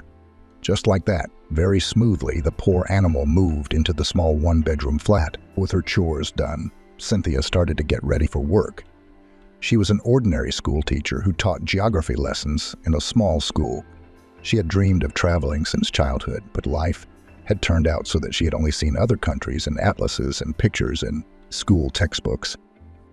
It took Cynthia a long time to get to work, and she traveled by bicycle because she did not have a car. In general, the family had 2 cars, one for Frank and one for Bruce. Cynthia helped to buy them. Frank was the first to get a used car for his 18th birthday, but soon his younger brother was jealous of him. The woman had to take out a loan to please her favorite son. Of course, they did not give their mother a lift to work. They had a hard day's work ahead of them, so they needed to sleep and rest. Cynthia would quietly cycle away in good weather, but in snow or rain they could take the bus.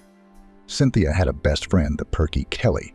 They had met at school when Cynthia had applied for a job as a geography teacher after college.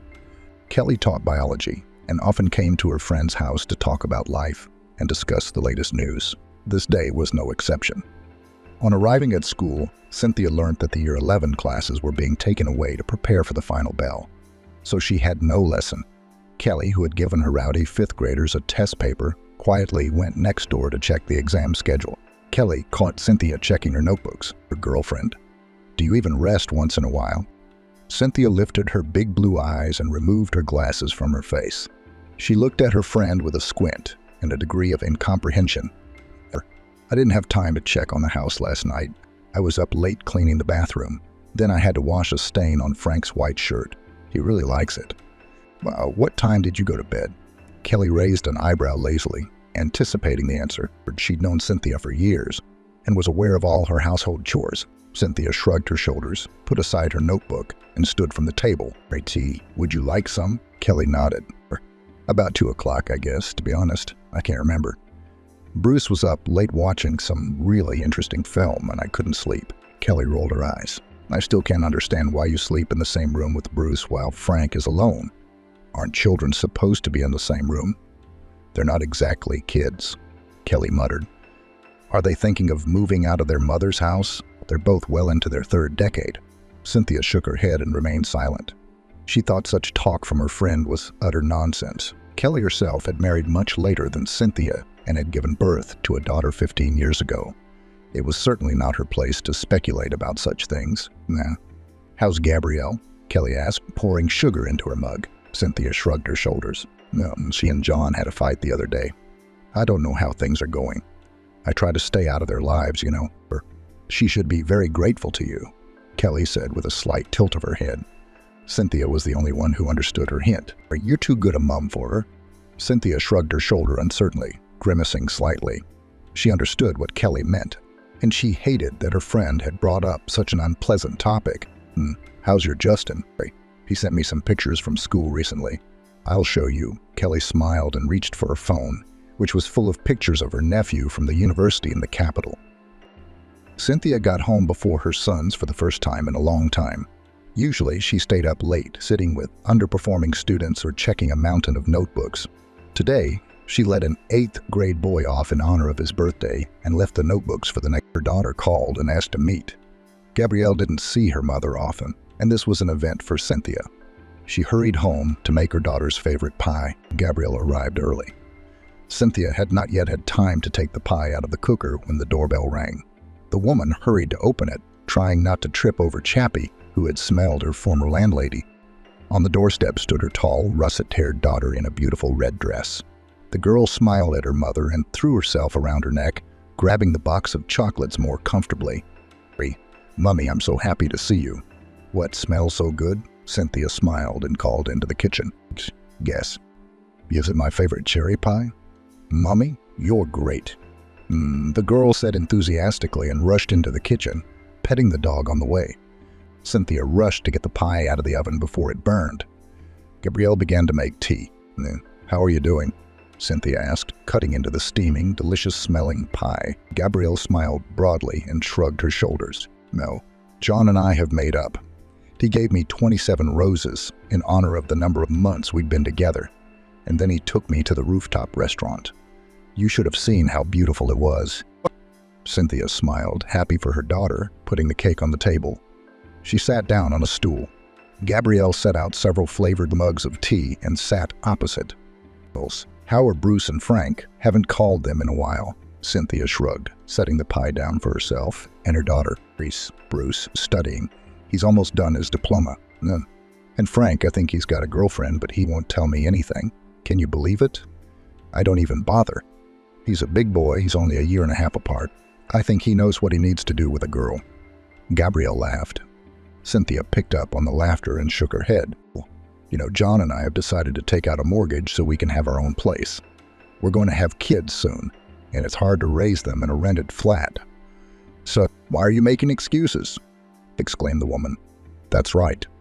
I raised you in a foreign city in a flat that didn't belong to us. So having your own flat is the right thing to do. Are you saying that to share or to get me to give you my approval?" Gabrielle set the mug down and the smile came off her lips. She looked out the window at the leg of the kitchen table and finally shifted her gaze to her mother. Not for this. Not for that, you see. You have to make a down payment to get a mortgage. John and I don't have that kind of money right now, and I thought. Cynthia left her cup of tea too and looked at her daughter carefully. Do you want me to give you money? Gabrielle shrugged her shoulders. I know you have some. You're saving up for a holiday abroad. There's not only money for holidays, but also for a rainy day. Cynthia said slowly. The joy of her daughter's arrival had already waned, and the woman spoke with a note of sadness, foreshadowing an unpleasant conversation. Do you want me to give you the last of my savings? Not exactly, Mom, but how can I explain to you that we need the money? We need a place to live. As soon as John gets his bonus, we'll give you some of it back, and then... The woman raised her hand in front of her, asking her daughter to shut up, and pressed her lips together. She hated saying no to her daughter, hated saying no to her children, but sometimes it had to be done. You haven't paid me back the money you took out for John's car almost a year ago. You promised me that you and the bonus would pay me back then too. And then it was the last of the holiday money too. Gabrielle rolled her eyes. Ma'am?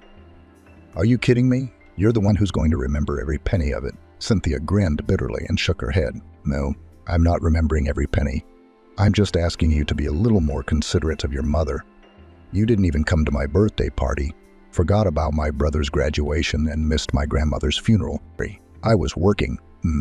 Gabrielle exclaimed. Me too, but for some reason I always came to your holidays. And even when you and John had your first fight, and you sat crying on the seafront in the rain, I took off work and came. Don't you remember that? Gabrielle looked away and pressed her lips together just as her mother had done a few minutes ago. So you won't give me any money then? Cynthia shook her head. Gabrielle jumped up from her seat, nearly dropping her chair, and rushed to the door. Thanks for your help, Mommy, the girl said, slamming the door. Lechings, the woman lowered her head, tears flowing from her eyes. She couldn't hold back any longer. Large, salty drops fell on the white tablecloth. Sobs were heard throughout the flat. Something clenched in Cynthia's chest, causing her unbearable pain. In the evening, when Cynthia had calmed down and was minding her own business, her sons returned. Mom, Bruce called out. Are you home? Cynthia answered from the kitchen. She was preparing dinner for her sons. I asked you to iron the white shirt yesterday, and you ironed the blue one. Like a fool, I went to the open house alone in blue. The woman rolled her eyes tiredly. She probably would have tolerated it another time, but after her conversation with Gabrielle, she was on edge. The white one was hanging in the wardrobe. It wasn't that hard to get it out and iron it. It would take a couple of minutes. Was it hard for you to remember my request? The boy asked capriciously and walked into the kitchen. Cynthia turned sharply in his direction and threw the towel back on the fridge.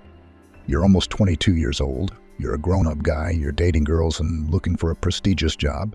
And you're asking your mom to iron your bloody shirt? Are you going to hide behind your mom's skirt for the rest of your life? You're just like your deadbeat dad, said the woman loudly, throwing off her apron, and she walked briskly to her room. And yes, you sleep in your brother's room now. I am a grown woman, and I want to spend my free time in peace, not listening to your conversations and watching films at 2 a.m. Earthquakes are caused by the shifting of lithospheric plates. The most seismically active zones in our country are the San Andreas Fault. The largest mountain system of the continent is the Cordilleras, where the highest point, Mount Denali, is located. There is also the largest volcano, Yellowstone caldera. It is very dangerous to live there. There is a risk of earthquake or volcanic eruption. Japan is also in a seismically active zone. Shifts of lithospheric plates also cause the formation of large mountain ranges. The higher the mountain, the earlier it formed, meaning one plate moved on top of another. Cynthia spoke slowly and measuredly, twirling her pen in her hands and occasionally looking out the window. She liked to teach lessons, but sometimes she would forget her homework on purpose and teach new material without paying attention to the fussing and talking of the students. There was a reason for that now. One mind was reeling over the past day, and Cynthia couldn't figure out who was right and who was wrong. She felt she had been too harsh with the children. After all, it wasn't Bruce's fault that she had forgotten about the white shirt. Gabrielle was just starting her adult life, and she needed her parents' support. Besides, comparing her son to his father was fundamentally wrong. Cynthia was sure that she had managed to raise her sons differently from their father, who had abandoned the family when he saw the first skirt he saw. Bruce did sleep in his brother's room. In the morning, Cynthia didn't say anything to them, and, offended, went to work to check the notebooks left over from the previous day. It seemed so wrong, but a voice inside, still offended by her daughter's words, argued that Cynthia had done the right thing. The woman's musings were interrupted by the creak of the door, which slowly opened and a short, blonde-haired boy entered the study. He dropped his backpack beside his desk and sat down, grinning at the teacher. Cynthia, surprised at his insolence, stood up from her desk, towering over the 8th graders, and someone started laughing. All thoughts of home and problems with the children immediately popped into Cynthia's head. She looked at the boy, at his smirk and cheeky face, and immediately remembered her children. Remembered Gabrielle's face when she heard her mother wouldn't give her money, Bruce's face when he'd wondered not to eyeball the shirts. And the woman snapped. Henderson stood up quickly from the table. Or else what? Brazenly grinned the boy. Otherwise your parents will be called to the school, and you'll be out of here immediately, Cynthia said sternly. She glared at the student with anger. His every movement, every sound and smirk made her hate him. What's wrong with you? Do you even know who my father is to say such a thing? You're a bloody mama's boy, Henderson. Cynthia continued, you will leave my office immediately. Or what? You're gonna drool on the baby. You're a loser like every other teacher in this school. You work for pennies, you're unhappy with your life, you hate children, and you've been out of a man for a long time, Mrs. Cynthia. Cynthia opened her mouth and gasped with indignation. Her hands clenched into fists. She looked at the boy and saw only evil in the flesh. The woman grabbed the schoolboy's backpack with one hand, his ear with the other, and hurried to the door. She almost threw the boy into the corridor, followed by his briefcase, which hit the concrete floor and all its contents fell out. Get out, you little rascal, she shouted. Shove your arrogance down your throat, and don't you dare come into this office again. You nasty, brainless boy. Cynthia slammed the door angrily, just in time to see the shocked teachers standing in the corridor. The woman shifted her gaze to the children and saw the frightened looks on their faces. They looked at her with fear, huddled into their desks. Cynthia sighed and returned to her seat. The students tucked into their books. After everything that had happened, Cynthia pondered the boy's words. He had a point. The teachers at the school worked for little pay, tolerated the insolent remarks of students like him, and were not happy with their lives. Every day, Cynthia observed herself to Kelly and the other colleagues. They were all terribly tired, with lots of problems at home and at school. Some who succumbed to life's difficulties were feared by the children. Some who chose the tactic of defiance were loved by the children. The second option belonged to those teachers who happily went home, letting children go home a few lessons early, not conducting tests and talking to them on extraneous topics. Oh yeah, those kids loved them. True, then in colleges and universities screamed about not knowing English or physics. The reason was the teachers who chose their peace, but those who tried to give children knowledge were not loved, and Cynthia was one of those who tried to combine the two tactics. She meekly tolerated the attacks of students like that blonde-haired boy. Going along when kids asked to be let off early on Friday or the last day of the quarter, while still trying to teach lessons and provide knowledge, the woman never thought the day would come when her kindness would only lead to trouble. There were not many students like Henderson, but those few who took advantage of her teacher's kindness and in time became insolent. The school disliked the teachers most of all because of them and turned into nasty and strict, not compromising and wanting only to leave the hated job as soon as possible. Henderson, however, was special. His father, a local MP, had a lot of power and gave his son to a rich lyceum where such children brought everything on a platter. However, after another scandal involving the son of the mayor of a neighboring region, the deputy had to send the boy to an ordinary school to save his place. Of course, at first it was difficult for him, but soon he realized that he could trump his father's influence and actively used it. The teachers got away with it, the children were shunned, and everything was relatively peaceful until Cynthia became indignant. She was in a bad mood. On a normal day, she would probably have guffawed or gently reprimanded the boy for being late, so as not to cause trouble. But under the pressure of her own problems, she did the opposite. After class, when Cynthia was about to go home, the school radio called her to the principal's office. Those teachers who were still in the school saw the woman off down the corridor with pity.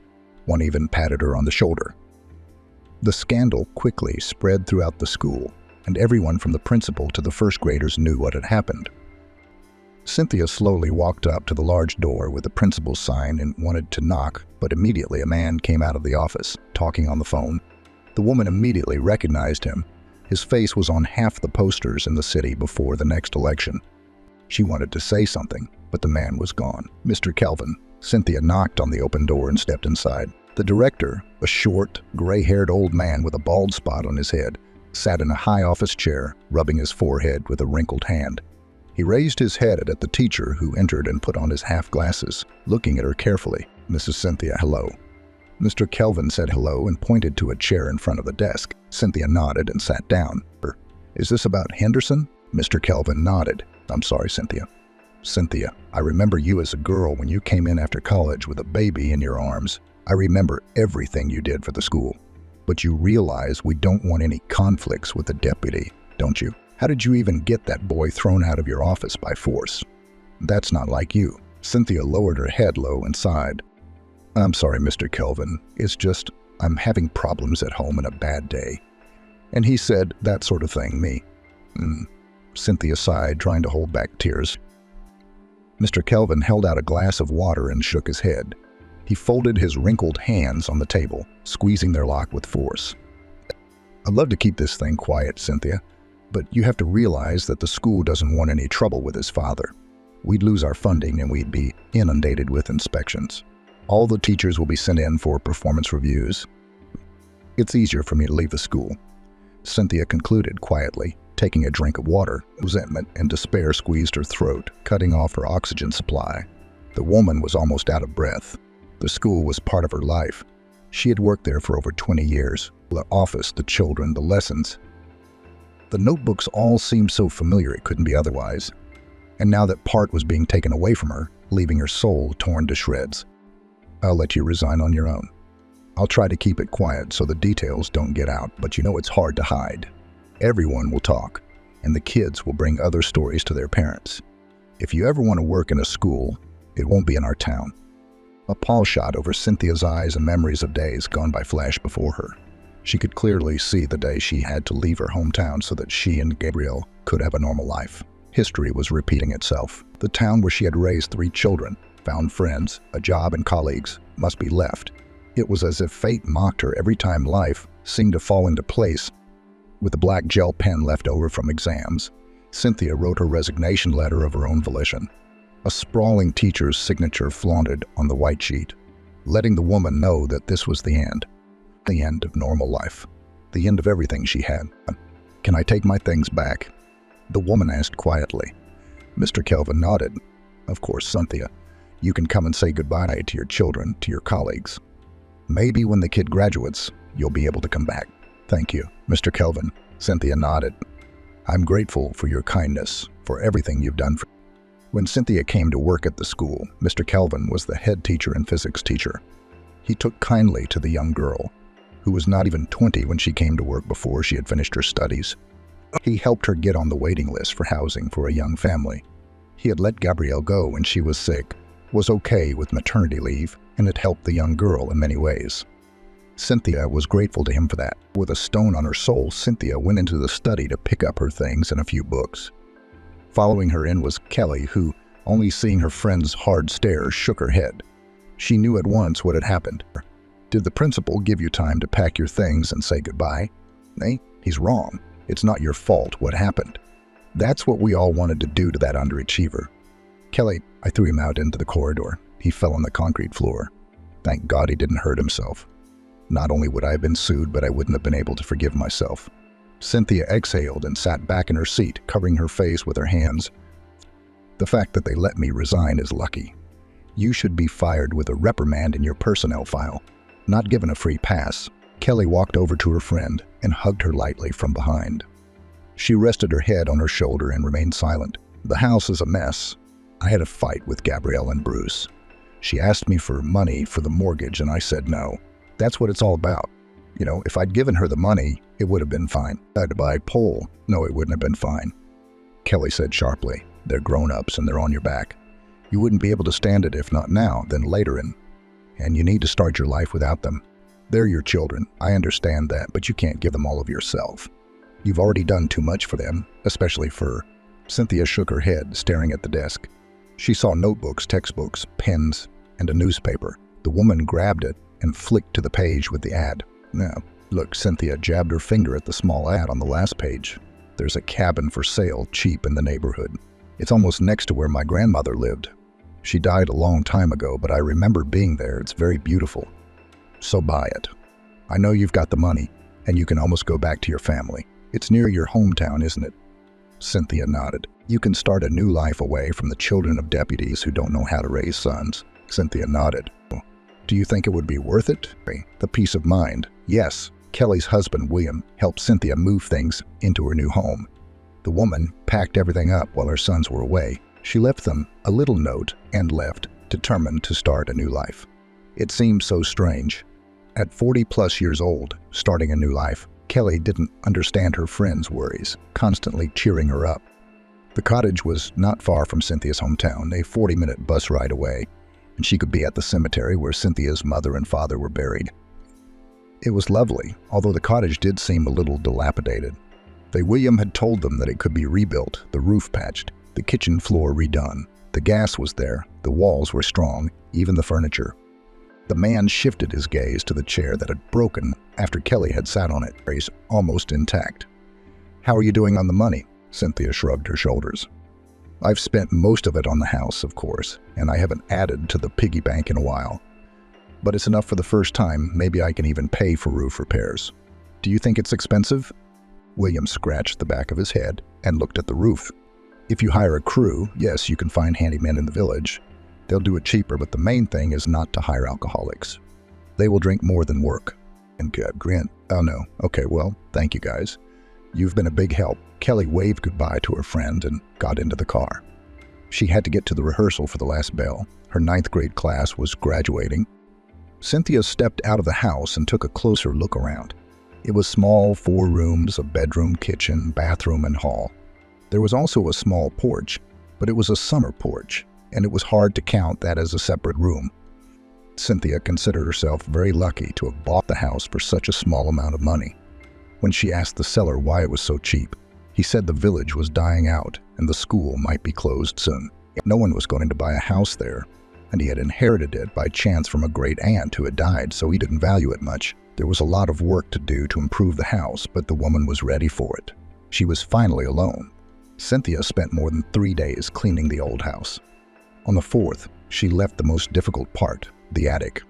Admittedly, she was afraid to go up there. It didn't look secure, so she climbed up there very carefully. Plus, it was dirtier than all the other rooms. No one had clearly been in there in about 20 years. At my lights, and the woman set up the stepladder and slowly climbed up to the trapdoor in the ceiling. She almost fell in, but when she got to the top, she realized there was more work than she thought. In the attic were many boxes and old chests where women had stored their belongings long. Cynthia decided to start sorting through the boxes to throw away anything she didn't need. Rolling up her sleeves, she sighed and sat down on the dusty floor. The first 3 boxes were women's things. The 4th contained children's toys. Cynthia took them apart at first, winding up dolls and wiping dusty cars, but then gave up the futile endeavor and left the box. Another one contained albums of photographs. Cynthia flipped through them, marveling at the happiness of the people in the pictures, and set them aside. The farthest box was small and light. Cynthia opened it and aghast. On the very top was a wooden frame that held a picture of her sister and a strange guy. They were hugging and looking happily into the camera lens. Cynthia wrapped her shaking hands around the photograph. Betty. The girl looked exactly as Cynthia remembered her. Long, thick black hair, dark eyes, sharp facial features, and a narrow nose. The woman hadn't seen her sister in over 25 years. She was sure she was dead. Seeing a picture of Betty happy seemed very strange and brought bitterness to her soul. Cynthia pulled out the frame and saw a small wooden box with the letter B carved on it. The woman opened it and saw a small pendant box in the shape of a scarab beetle. Betty's pendant. Underneath, it was another picture. This one had just a guy in uniform. The year was written on the other side. The woman gasped in surprise, the year of the girl's birth. The man smiled. A letter lay next to it. Cynthia unfolded it and smiled, starting to read the lines. Smegya Betty. I am writing to you, hoping to get a reply. You haven't answered in so long that I was afraid for you. What if something has happened to you? Grandma should be visiting soon. I hope you'll be with her. I missed your hair the color of night and your piercing eyes that looked straight into my soul. I can't live without the touch of your velvet skin. A day without you is agony, and I haven't seen you in 5 months. I miss our moonlit lunches and long late-night conversations. I hope all is well with you. Your loving Cynthia sighed sadly. This seemed to be the baby's father. There were others under that envelope. With each letter, Jerry grew more and more desperate. He wrote that he missed her and couldn't be without Betty. In the last letter, he wrote that his grandmother had told him everything. No, she was not too long ago and told me that you had gone to your house and never came back. I have no idea what happened. You probably found someone else, richer or prettier, I don't know. I hope you're happy. In case you're wondering, I've decided to stay in the Army on a contract. You probably won't read this. I don't know your new address, so I'm writing to my grandmother's address. Jerry. Jerry seemed to really love Betty, but she wasn't looking for love. She was looking for something else. Cynthia went downstairs. She didn't want to read any more letters. It bored her. She felt sorry for Jerry. He had written such beautiful lines to Betty, and Betty was herself all the years as the older sister. She had acted as if she were a couple of years younger than Cynthia. Back then, the still young girl had to sort out her problems and hide their consequences from her ailing father. If anything happened to Betty, everyone ran to Cynthia, and she dealt with all the problems. Broken windows, missing money from her father's stash, late returns, and more. Betty never thought about the feelings of others.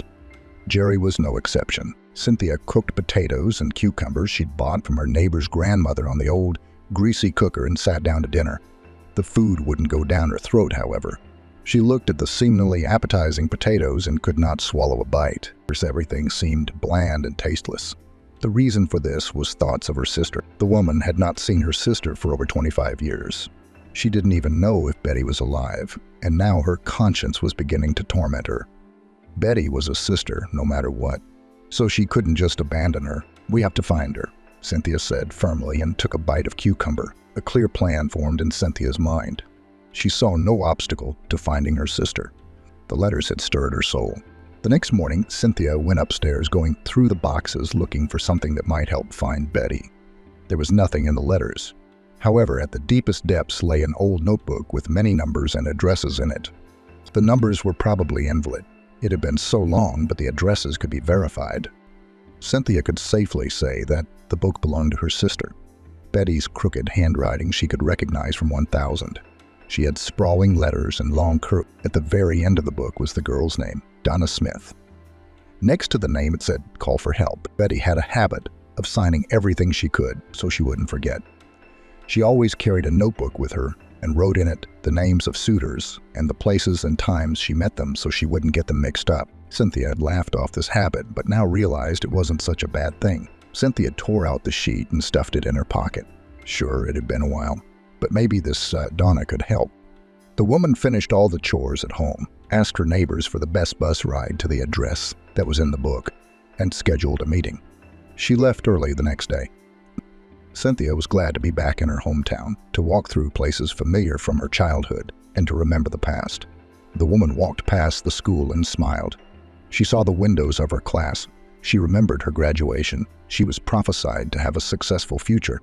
Cynthia knew the university she would enter. She had been preparing for the exams for a long time, and then what happened happened. The house that was in the notebook was on the very outskirts of the city. It was the neighborhood where the poorest lived. In Cynthia's class, only 2 people were from that neighborhood.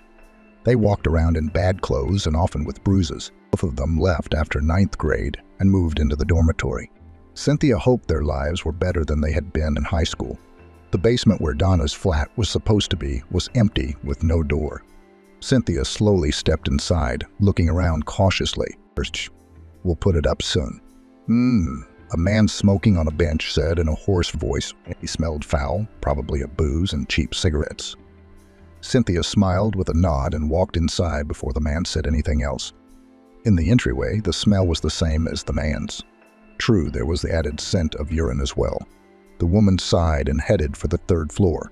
There, she surmised, was the room she was looking for. There was no lift, of course. Flat number 11 was on the 3rd floor.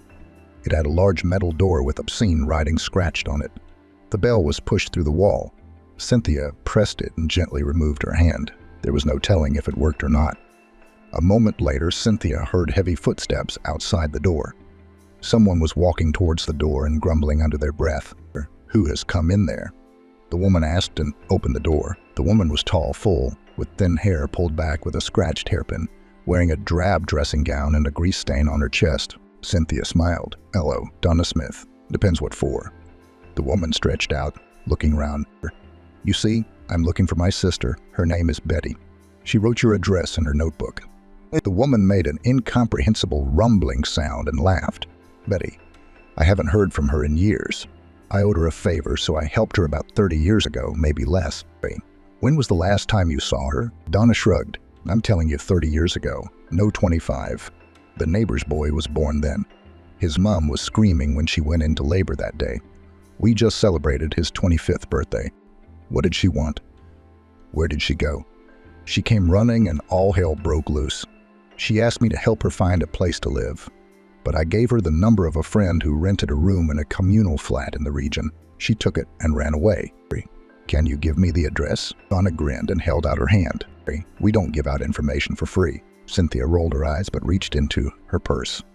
Pulling out a 3-note note, she handed it to the woman and tilted her head. Donna went back into the house, tore a small scrap off the wall calendar, and wrote an address on it in scrawled handwriting. "There you go, Snow White. But there's nothing for you there." Shrugged her shoulders. "No. Why not?" "I heard she got married, so I don't think she's been this dump in years." Cynthia had been told that phrase too often lately. So she grimaced, snatched the paper with the address out of the woman's hand, and walked away. "Thank you," Cynthia mumbled politely. After being in that entrance, she wanted to wash up, so she went home. She had time to go to the address. The next day, Cynthia went to the school to ask about the vacancy. She had no intention of going home. Of course, the kids called her, but she didn't answer. That's what Kelly had said. Her opinion was one the woman usually listened to. Of course, it was heavy on her heart that she hadn't answered her sons. However, for the first time in a long time, the woman felt free. The school was small, 2 stories high, windows open everywhere. May was hot, and children with watering cans were running around outside. Next to them was a short woman with white hair and a long skirt. She was giving directions and periodically approached the girls who were planting flowers. "No, Cooper, haven't you ever planted flowers before? What is this? You should have covered it all the way with..." Cynthia chuckled softly and walked over to the woman. Excuse me. Could you tell me where the principal's office is?" "Or good afternoon." The teacher smiled.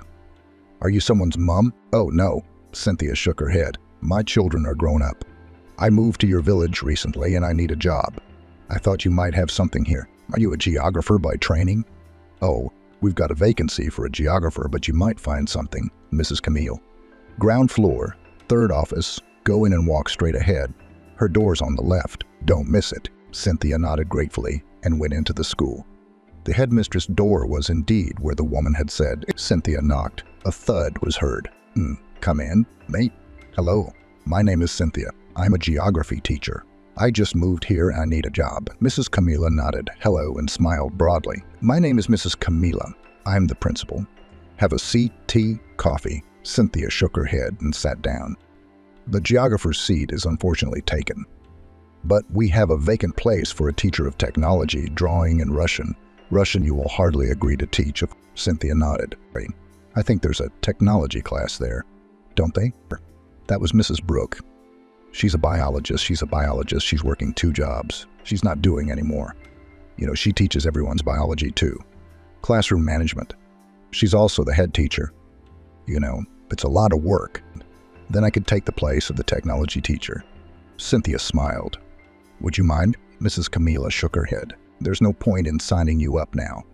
Let's start with the new school year, but you probably need a job right now, don't you?" "That would be nice." Cynthia grinned, remembering how much money she had left in her account. "We're short a teacher at the day camp in July." "Agreed." Cynthia nodded. Mrs. Camila brightened up and took a blank sheet of paper out of her desk and wrote something on it. "You will collect the list of documents, pass the commission, and you can come and I will register you. You're just in time, you should know, Cynthia. They're going to close our school, you see. Not enough students, not enough teachers. No, they don't. And new people are coming to the village." Cynthia smiled. "Yes, it's very beautiful here." "Yes. If it's no secret, where did you move to?" "The 15th house on Okyabrskaya Street," Rita replied. "Mrs. Anna's house, we remember her. She had no children of her own, but she always had a house full of children. Her nephews used to come. She'd invite the village children and give them all a treat. She was a kind woman. Rest in peace. Do you remember if she had a girl living here?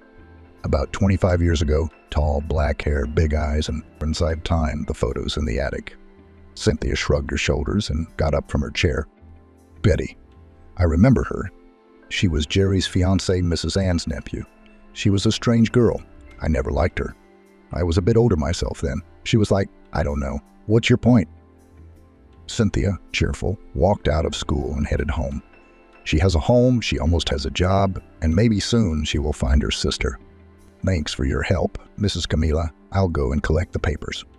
The house at the address Donna had given was the same as her own, except there was a door in the entrance. On a bench sat the exact same man as the one outside Donna's house. He was smoking a cigarette and looking mockingly at Cynthia. The woman shivered and headed inside. Suddenly something prickled inside, as if warning her, but the woman paid no attention. She only smiled at the sight of children running around the schoolyard. I'm not buying anything, an old woman's voice squeaked out. The flat was on the 5th floor. Cynthia climbed the stairs, the soles of her new trainers sticking to them, and saw a door with 4 bells next to it. The woman was confused and rang the first one, and a few seconds later someone opened the door. Betty, what do you want her for? The old woman asked suspiciously. I'm not selling. My name is Cynthia. I'm looking for Betty Wright. Doesn't she live here? She doesn't have any sisters. I lived here before her. She never had any sisters. I'm her sister. Why don't you call her? Cynthia asked irritably. Aunt Emily, how long are you going to hug the door? Came a loud female voice. And this is for you. The old woman said snidely and ducked back in, slamming the door shut. Cynthia stared shocked at the closed door. A few seconds later, it swung open again. Who's there, Cynthia? A woman with short black hair, dark brown eyes, and plump pink lips appeared on the doorstep. The woman stood in a silk dressing gown and shocked, staring in front of her. Betty. Cynthia couldn't bear to look at her sister. For the first time in ages, she realized she had done wrong. She shouldn't have let Betty go. She should have stopped and helped her. Then things would have been different. Grace, come in. Are you all right? Cynthia followed Betty into the old-smelling flat. The woman took her sister into a small, cozily furnished room with light wallpaper and a small bed. Sit down. Do you want tea? Without waiting for an answer, Betty poured tea from behind the teapot into a cup and retreated to the kitchen. Cynthia began to look at her sister's room. Light floral wallpaper, transparent tulle on the windows, a small dressing table with a shaped mirror and a pile of jars in front of it, a small, evenly made bed with a teddy bear on it. There were lilacs on the window and a fluffy rug on the floor. The room looked well kept and not, to be honest, it wasn't how Cynthia had imagined rooms in a communal apartment. Betty returned a minute later with 2 cups of delicious-smelling tea. 1 cup she set in front of her sister, the other she took for herself. I won't offer you anything sweet for my figure, Betty said, running her hand over her waist and grinning. Cynthia smiled. So how did you end up here? By chance, I bought a house and found pictures of you in the attic, so I thought I'd look you up. Your friend, Donna, told me where to find you. Donna Pampuchetti, huh? I haven't heard from her in 100 years. Well, good of you to come. How are you doing, married, I suppose? Cynthia shrugged her shoulder vaguely. I went out, yes, I came back in quickly. He left me for a mistress. When my eldest son was 10, son. How many children do you have? Betty asked interestedly. Me, 3. Cynthia smiled. 2 boys and a girl. They're grown up, living on their own. Betty clapped her hands with joy and said she had never doubted her sister. I married a rich man. I thought I was doing well, but he soon swapped me for a young girl. At least he left me some money. I had a chance to buy this room back. I lived here, renting from a neighbor, and then I got married. I thought I'd never come back. But then life turned round. Cynthia, listen, I hate to ask, but how is Anessa? Cynthia frowned. She didn't know what she was talking about. My daughter, she must have been brought up by her mom or by you. You gave her away? Yes, she's not. No, she's fine. We didn't give her away. Cynthia had a bad feeling and didn't want to tell her sister about her daughter's upbringing. She didn't understand why she had such thoughts in her head, but she didn't want to. All right, well, how are Mom and Dad doing? Cynthia looked away and pressed her lips together. Dad got worse after you left and left us soon after, and Mom died 4 years ago of a heart attack. I'll give you the address of the cemetery. It's not that far. Cynthia sighed. I don't understand how in all these years you've never met Mom. I moved to the next town over. Betty shrugged her shoulders. She seemed so friendly, but Cynthia couldn't believe she was her sister. Of course, it had been so many years, and she was even glad if Betty had her head on straight. But it was strange talking to her after everything that had happened between them. Betty, I found pictures of you and Jerry in the attic. There were letters too, and I'm sorry, but I read them and I don't understand why it happened between you and Jerry. Why did you leave him? The woman lowered her head and covered her face with her hands. She looked like she was going to cry. She was breathing hard. I was a fool then, Cynthia. You know, a fool. He loved me for real and I fell for the money. When I got pregnant with Inessa, I thought it was the end of everything. He was going to be in the army. I'd have to follow him and the baby around. I didn't want that. I dreamed of a rich life of happiness and freedom, and here was a child. I didn't have time to get rid of it. I had to give birth. And then I fell in love with him. Rich, handsome, tall. He promised to take me with him. So I decided to give Inessa away. What can I say? I was a fool. There wasn't a day I didn't regret it. Do you think she'll forgive me? Cynthia listened to her sister with bated breath, and then she opened her eyes wide and was silent for a few seconds. No, she has a family, and she doesn't know that her mother is not her own. The frightened Cynthia said, it's better not to spoil the girl's life, not to make her quarrel with her mother. She has a good life, and Betty sides. Now, I understand, Cynthia. Thank you for telling me. At least I don't have to worry about my daughter now. My spirits are in place. I wish I could find Jerry. I've been thinking about him lately, too. He's in his 5th decade. My health's failing. I live in a shithole. I work in a shop. So I've been having these thoughts. I don't even know what to think about. I've been thinking about you and Mom and Dad and Inessa and Jerry. You must have been very upset when tears came to her eyes, and she stopped talking. I'm sorry, Cynthia. I came to see my sister, and she's complaining about her life. You'd say nothing's changed in years. Cynthia shook her head and walked over to Betty, wrapping her arms around her. It's all right, Betty. I've found you now. I live near here. You can come round.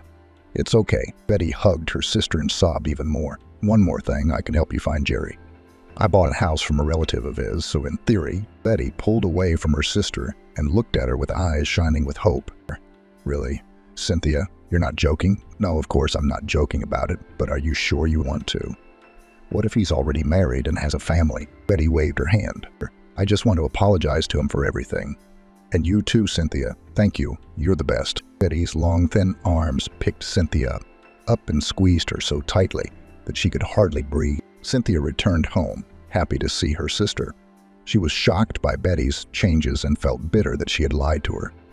After all, Betty had simply made a foolish mistake in her youth. She shouldn't have to pay for it all her life. It seemed very wrong. However, she could not explain the reason why Cynthia had not spoken of Gabrielle. It was instinctive. After dinner, Cynthia pulled her phone out of her bag and saw several missed calls from the children. The woman pressed her lips together and sighed. She missed them, constantly thinking about how Bruce and Frank were doing without her. How was Gabrielle doing? Cynthia resolutely dialed her second son's number. Hello, Mum. Bruce asked loudly into the receiver. Frank, come here. Mum's on the phone, Mum. Why aren't you saying anything? Is everything all right? Cynthia sobbed. Oh, Bruce, everything is fine, my golden one. Are you all right in there? I'm fine, Mum. Cynthia heard the voice of her eldest son. Where did you disappear to? Neither we nor Gabrielle said anything. She told us about what happened between you two. She was wrong. And Kelly told us about the job. We're sorry, is that why you left? The woman shook her head and then answered out loud, remembering that the boys couldn't see her. No, it wasn't because of that. Are you guys living well there? Is Gabrielle okay? Yes, Mom, it's fine. Come back, we miss you. Me too, boys, but I can't yet. Sorry. The woman whispered and dropped the call. It became even heavier on her heart. She had never been separated from her children. After calming down, Cynthia dialed the number of the guy she bought the house from. She hoped the guy knew Jerry's address or phone number. He did know, but only the place of employment. Said he hardly ever talked to him, so that was all he could give. Cynthia agreed on the place of work. It wasn't too bad, though. The next morning, Cynthia went to the children's sports complex where Jerry worked. At least that's what his relative had said. It was a large building. Cynthia approached the security guard and asked how to find Jerry. Next. What's the last name? Cynthia shrugged her shoulders. A slight D18 principal aberrations. Arding applied 5 Jerry's per floor here. The woman smiled awkwardly, then aghast and reached into her bag. Yeah, here's a picture of him. See if you recognize him. Cynthia handed the guard the photo. The man took it and hummed. That one I know, don't I? Mr. Jerry is a karate instructor. He has a class on the 3rd floor now, room 25. Can you find it? Cynthia nodded and set off to find him. She arrived just as the class ended, and the classroom was empty. There was only one man, tall, dark-haired, and with a large scar on his face. Are you Jerry? The man nodded. Do you want to put your child in the section? Cynthia shook her head. My name is Cynthia. I'm Betty Wright's sister. Jerry frowned. I don't want to remember anything about her. She's a terrible woman. She's changed. No, Cynthia shrieked. She's different now. She asked me to find you to apologize. She's very sorry for what she's done. You see, she's all alone. I don't care. The man said harshly, she deserved it. After all, she should have been alone. Jerry turned and walked away, leaving Cynthia alone. The woman rushed after him. But please, Jerry, please, she's unhappy and she just wants to apologize. I'm begging you. Jerry stopped, his back tense. He turned round sharply. Betty will never ask for forgiveness. She only loves herself and thinks only of herself. Cynthia frustratedly shook her head. Okay, Cynthia, just for your sake, okay? So you can see who your sister really is. Flexions of the woman brightened up and threw herself around Jerry's neck. None, thank you. Cynthia shivered. When's a good time for you? Mates. Let's do it tomorrow at 5 p.m. Cynthia gave Jerry her number, and the next day he picked her up to go to Betty's house together. They pulled up to the house and the man whistled. Or does she really live here? So she should. Jerry, I'm sorry, but you can't say that about my sister, Cynthia asked. She's really unhappy. The man grinned and opened the entryway door. They went inside and up to the door. Cynthia rang the doorbell, but it didn't open. Strange, maybe she couldn't hear it. Cynthia pressed the next button. The door opened, and an old woman's head with a long nose poked through the crack. Mike, what do you want again? The old woman asked. Do you call Betty? I'd call Betty, but I can't. She's gone away. Not where? Cynthia frowned. To her daughters, I think. She said she had a daughter now. No, Cynthia shrieked and looked at Jerry in a daze. Are you sure it was to her daughters, or did she say something? She took the bus out yesterday morning. She came back in the evening, and today she put her things in a bag and took off. She said not to look for her, said she was starting a new life. What did she leave in? Ding, Cynthia asked, confused. The old woman shook her head and shut the door. The woman stepped back. What a fool I am. She's a bitch, she realized. What happened? Jerry asked and picked up the weakened woman. Me. Let's go to the car. Jerry put Cynthia in the seat, gave her a bottle of water, and opened the window. So what happened? I don't understand. No, 25 years ago, Betty wanted to give her daughter, her newly born daughter, to an orphanage because she was going to leave with a man in another city. Cynthia sighed heavily. Me. I took the girl for myself and raised her. I recently moved into your grandmother's house and decided to find Betty. I did. She asked about her daughter. I didn't tell her that I raised the girl myself. I lied, but she must have guessed. Somehow got the address and went to see her. So what? The girl understands that her own mother abandoned her. Cynthia shook her head. She doesn't know I didn't tell her. I didn't think would ever turn up. No, so call her, tell her. The woman shook her head. How am I going to explain to her over the phone that I've been lying for 25 years? What am I going to say? That her mother is a liar or... Cynthia's phone vibrated. She picked it up and I had starting to cry. Jerry snatched the phone and read the message. Aunt Cynthia, how could you lie to me for so many years? I'll never forgive you for that. The man shook his head and held out a handkerchief to the woman. 25 years ago. Is this my daughter? Cynthia nodded and sobbed again. She doesn't want to see me. How am I supposed to live? The woman asked through her sobs and looked at her phone. Grabbing it, she dialed her son's number. Bruce, there. What? Is she at your place? What did she say to Gabrielle? No, tell Gabrielle it's not true. She's lying. She's Gabrielle. Listen, daughter, don't believe her. As she put the phone down, Cynthia cried even harder. Betty told her that I took Gabrielle away from her, that I did it on purpose to leave her without her daughter. Gabrielle took the phone away from Bruce and the sobs got louder and told me to never come into her life again. Great. What am I supposed to do now? Cynthia asked Jerry to drive her home to see her daughter. The man kindly agreed, wanting to get to know her. Did Betty hurt you badly? Cynthia asked after half an hour of traveling. She couldn't stay silent any longer. She needed a distraction. Jerry grinned. At the time, I thought I loved her more than life, but it turned out I didn't. She left, and the war took over me. Did you get this there? Cynthia asked, showing us our temple. Jerry nodded. You have more children, don't you? The woman nodded. Yours. Yeah, mine, Bruce and Frank. At least they answer the phone. They say Gabrielle takes Betty's word over mine. Bruce tried to prove it to her, but all she did was go home. I'm sorry, Jerry said, turning the wheel. And let's switch to you. I'm not used to you with my peers. Cynthia agreed, rubbing the phone in her hands. Soon Cynthia and Jerry arrived at Gabrielle's house, but she didn't even open the door. Betty relayed her words and slammed the door in her sister's face without even noticing Jerry. Now, she doesn't even remember me. The man grinned, but immediately stopped talking when he saw Cynthia sliding down the cold wall. No, she wasn't crying. She just couldn't feel anything. Betty had taken a part of her life. Let me take you home, Jerry said, sitting down next to the woman. Cynthia returned home alone. She kept dialing her daughter, but she didn't pick up and then blocked her mother's number. Bruce and Frank gave some details, but Betty shunned them, afraid they would lure her sister to their side. A few days later, Jerry arrived. He pulled up beside a leaning fence, got out of the car and clucked loud. You look like you could use a man. The fence is all fallen down. I see the roof's thin till the first rain. Cynthia stepped out onto the porch and put a hand to her head to keep the sun out of her eyes. What are you doing here? I'm on holiday, so I thought I'd spend it at my childhood home, especially since it belongs to a friend of mine. Are you going to invite me, or do you have to pay for the entrance? The woman grinned, waved her hand in the direction of the house, and went to prepare dinner. Jerry did stay at Cynthia's house. He ordered material for the fence and even fixed the roof. All morning he climbed on it, tapping and drilling. After lunch, he climbed down, clapped his hands together and said, Take the job, mistress, not for ages, of course, but for a couple of months will do. Nay, thank you, let's go inside. I bought some homemade cave uses from my neighbor. Would you like some? Sure. The man smiled broadly, stretching the scar into a crescent shape. Every day, Jerry did something new in the house.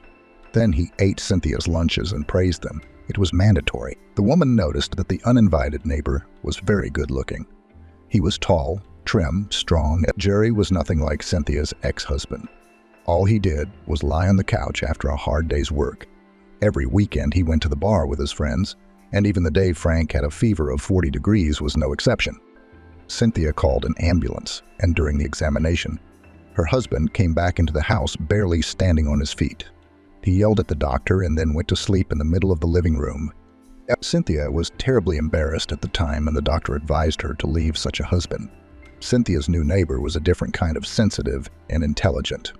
He kept up conversations about books and various places. I've been to Prague.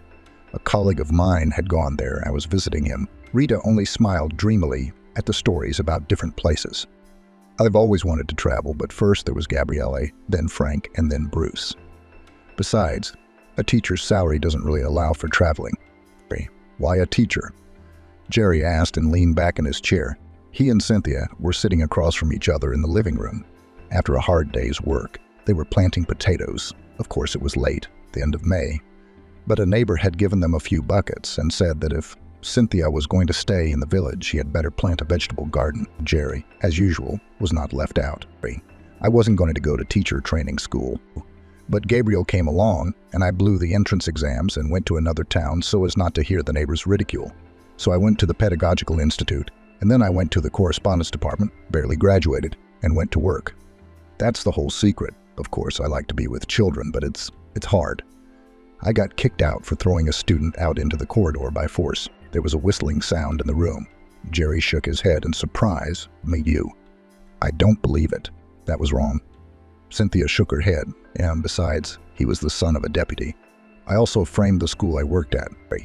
Either you have a demon inside you, or that bastard was so bad at geography. The woman sadly remembered that day. Geography had nothing to do with it. He was just cocky and overconfident, and I was too friendly. But, whatever is done for the best, isn't it? I found a sister, and what did I end up with? No daughter. Yeah, it's definitely for the best. There was silence. broken only by the sound of a mosquito flying around the room. Evan couldn't find anything to say, so he just remained silent. Jerry and Cynthia grew closer. They sat and talked more and more often. In the evenings, he talked about the war in the army, she about the children in school. Sometimes they went to help the old lady next door, who rarely had children over. First, they cleaned her house. Then they helped in the vegetable garden, and Jerry also mended her fence. The old lady was very grateful and gave the helpers a can of milk and a packet of cakes. One day in late June, Jerry, realizing that Cynthia would be returning in the dark, set off after her. He met her in the middle of the road. "Now, why are you here?" "It's dark. I thought you were scared." "Today is the 22nd, Cynthia said, as if it meant something. "It's the day of the shortest night of the year. Before you get home, it will be light." "Isn't it? But I'm scared to be home alone." Cynthia laughed. She knew she liked Jerry, and she knew he liked her, but she didn't know what the outcome of their affection would be. The blue night sky was covered in a scattering of millions of stars, and at the very top was a bright, full-body moon that lit up the walkway so brightly that it seemed as if it was daytime outside. "When you showed up at my compound and started talking about your sister, I thought you were just like her." Jerry suddenly started talking, hypocritical, bitchy, and cruel. "But then I saw how upset you were about losing your daughter, and I realized you weren't. You're the kind of woman I'd always like to have by my side," Jerry admitted. Cynthia stopped breathing for a second, then took a deep breath, hesitating to look at Jerry. "I haven't had a wife or even a relationship for longer than a couple of months after Betty. She took away any faith I had in women, in people, but you were able to bring it back. Your jokes, your concern for the kids, your love of work, it all made me see that there was good in this world." "Why do you say that?" Cynthia asked. "You and I are adults. I think it only takes a couple of days at our realized age to know if someone is your person or not." Cynthia finally shifted her gaze to the man. He was looking straight at her, his eyes shining with hope and something else, some feeling unknown to Cynthia. "You're very good, really. 100 times better than my ex-husband or any man I've ever had in my life. But I'm 40-plus years old, with 3 kids, a bunch of problems, and a bitchy sister. Do you really need that?" The man grinned and pulled Cynthia to him. "I'm not 15 either, Cynthia, and I know what I need." A tiny flame of hope lit in the woman's heart, and she smiled shyly. Cynthia was walking home from camp late that night. Everything had to be prepared before the inspection. It was almost dark outside, and she was enjoying the cool night air and the moonlight. Then she saw someone walking towards her. "Jerry," Cynthia smiled. A man was walking towards her with a small bouquet of flowers in his hands. Cynthia smiled, embarrassed. "Is that for me?" "It's for the most beautiful woman in this village." Jerry tilted his head. Cynthia laughed. "Oh yes, clever, very clever. Thank you." Jerry smiled back, and putting up his elbow, Cynthia put her arm around him for a walk. "Only if it's all the way home, I have no strength at all." "Can you imagine? We've cleaned everything we can. I don't think a cleaning lady cleans this much in a year. We also clean everything we can before the inspection. One time they made us wash the jump ropes. Can you believe it?" Cynthia laughed. "We took a test before camp that asked how to disinfect baby nipples, and the camp was 7 years old. How silly is that?" Jerry shrugged. The phone rang. Cynthia pulled the phone out of her pocket and gasped. "It's Gabrielle." The woman whispered and took a step backwards out of weakness. Jerry picked her up, afraid she would fall. With a trembling hand, Cynthia pressed answer. "Hello, Gabriel?" "Yes, I am." "And who are you? Where's my daughter?" "What? How long?" "Let me talk to her, please, Gabrielle." Cynthia put the phone down and looked at Jerry in confusion. Her eyes were filled with fear, pain, and confusion. "She's been kidnapped." They told me to pay $1.05 million in cash, and they said they'd send me the address. We should go to the police." Jerry said, pulling himself together. Cynthia shook her head and sobbed. "They said if I go to the police, they won't spare her." Jerry sighed, taking the woman under his arms, and led her home. Gathering their things, they headed into town. By morning, they were at Cynthia's house. She opened the door with her key and was greeted by Bruce and Frank. The boys hugged their mother and looked at her worriedly. Mom, we can't get Gabrielle on the phone, and neither can John. It's been 2 days. May, what are you all worried about?" Shrieked a cheerful voice from the kitchen. Lation, a woman in a red leather jacket, came out into the corridor. "A girl wants to go for a walk, and you're already shouting." She's not going to live with that bloke for the rest of her life. Cynthia stared at her sister and threw herself right at her, grabbing her dark hair and pulling it. It's you. It's all you. You're the reason she stopped talking to me. You're the reason she was taken away. It's all you. Cynthia screamed. Sons and Jerry barely pulled Cynthia away from Betty. Jerry wrapped his arms around the woman and held her close, whispering soothing words in her ear. Cynthia began to go limp. You're crazy. Betty shrieked, standing up. Bruce and Frank looked at each other. Hey, Mum, are you saying she's been kidnapped? She already said that, Jerry said a little harshly. We got a ransom call. No. What makes you think it's my fault? Because there's no one else, Jerry said again. You're the only one out here messing with dangerous people. Betty tilted her head and looked into the man's face. No. Jerry, you? What are you doing here? Jerry clenched his jaw, remained silent. Guys, get her out of here, or I won't vouch for myself. Frank nodded at the door. Betty's eyes went wide. The boy took her gently under the arm and led her to the door. Go to your son-in-law's house, Betty. You'll be better off there. Nobody wants you here. We've only put up with you because of Gabrielle. Betty adjusted her bag on her shoulder and hummed, her chin high. With a quick stride, she was out of sight. A few minutes later, Bruce and Frank, Jerry and Cynthia were sitting at the table in the kitchen. Bruce was making tea while the others were talking quietly. In the middle of the table was a telephone. Suddenly it rang. Cynthia grabbed it and pressed the answer button. Yes. The money? We don't have the full amount. Give us time. Okay, we'll find it all. Gabrielle is alive. Let me talk to her. Daughter, are you all right there? No. Dropped. Bruce concluded and put the tea on the table. Mum, calm down. Did you hear Gabrielle's voice? Cynthia nodded. She was so frightened, I can't. Where can we get so much money? We could sell the cars. Frank shrugged his shoulders. No, Jerry said sharply. I've already called my friends in the army. We'll do it all. The woman jumped up from her seat and grabbed Jerry's hands. No, you'll ruin my daughter. She's my daughter too. The man objected. You haven't brought her up for years. Cynthia shouted. Don't you dare. We'll find the money and give the ransom. Sell the cars. She ordered her sons. Boys nodded. Are you sure it's all there? Cynthia asked, her trembling hands gripping the bundle. She was breathing heavily and looked around every now and then. Frank nodded. I'm gonna make it look easy, please. I'm carrying money to ransom my daughter. Do you really think I can be calm? I can't be calm a priori. The boy shook his head. No, good luck, Mum. Cynthia nodded and walked forward. She had to save her daughter, even if she had to give up all her money, her life to do it. She was ready. The criminals had called and told her to bring the money to a safe deposit box at the airport, where to pick up Gabrielle. They would tell her later. Cynthia walked uncertainly through the airport, trying to find the safe deposit boxes. She walked to the right number and slowly opened it. Putting the money inside, she slammed the metal door shut and headed away. She didn't look around or back, walking quickly and purposefully towards the airport exit. The phone vibrated and Cynthia jumped in surprise. She picked up the phone. There was a message on it with an address. It was a few blocks from the airport. The woman rushed to the car where her son was sitting. He was in Jerry's car while he waited at home.